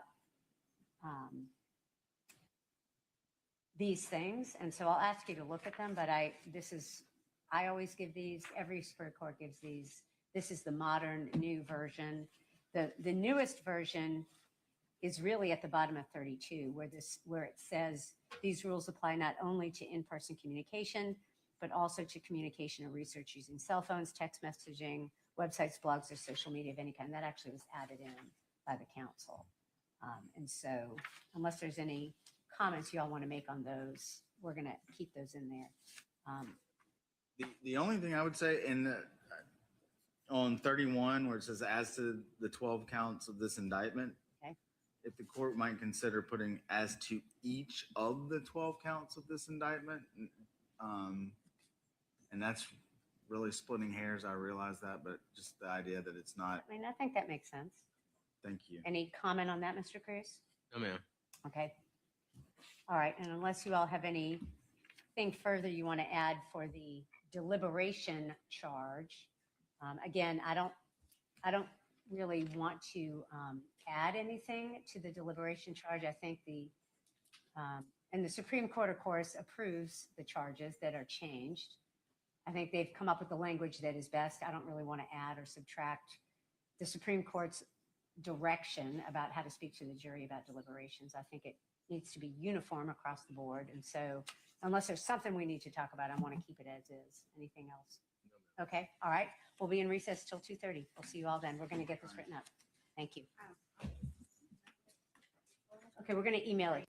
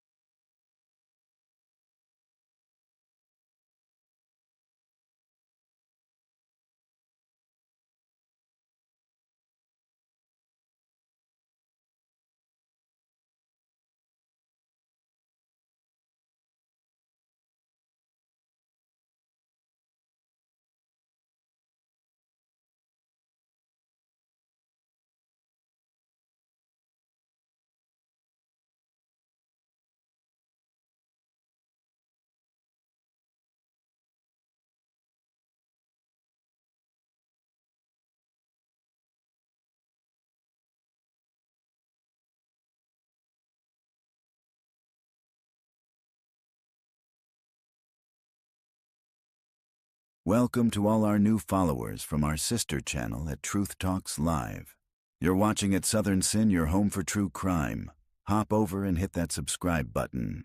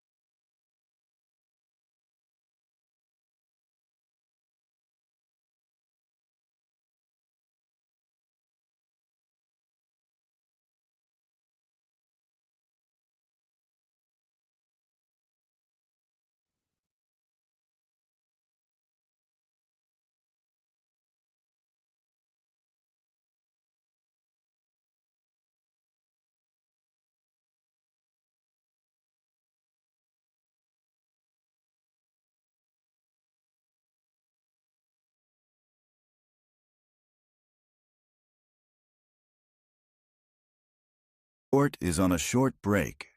Don't go anywhere. The action will be right back on at Southern Sin.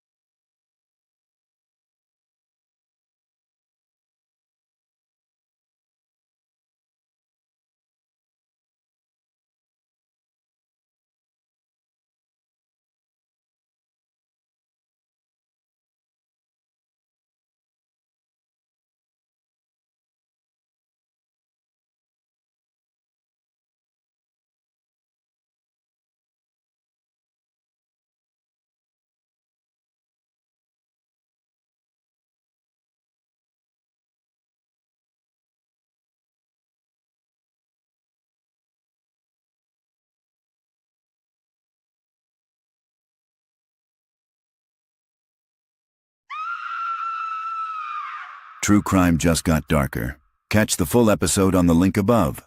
Subscribe to Southern Sin today and hit the notification bell for more live original episodes Wednesdays at 8 p.m.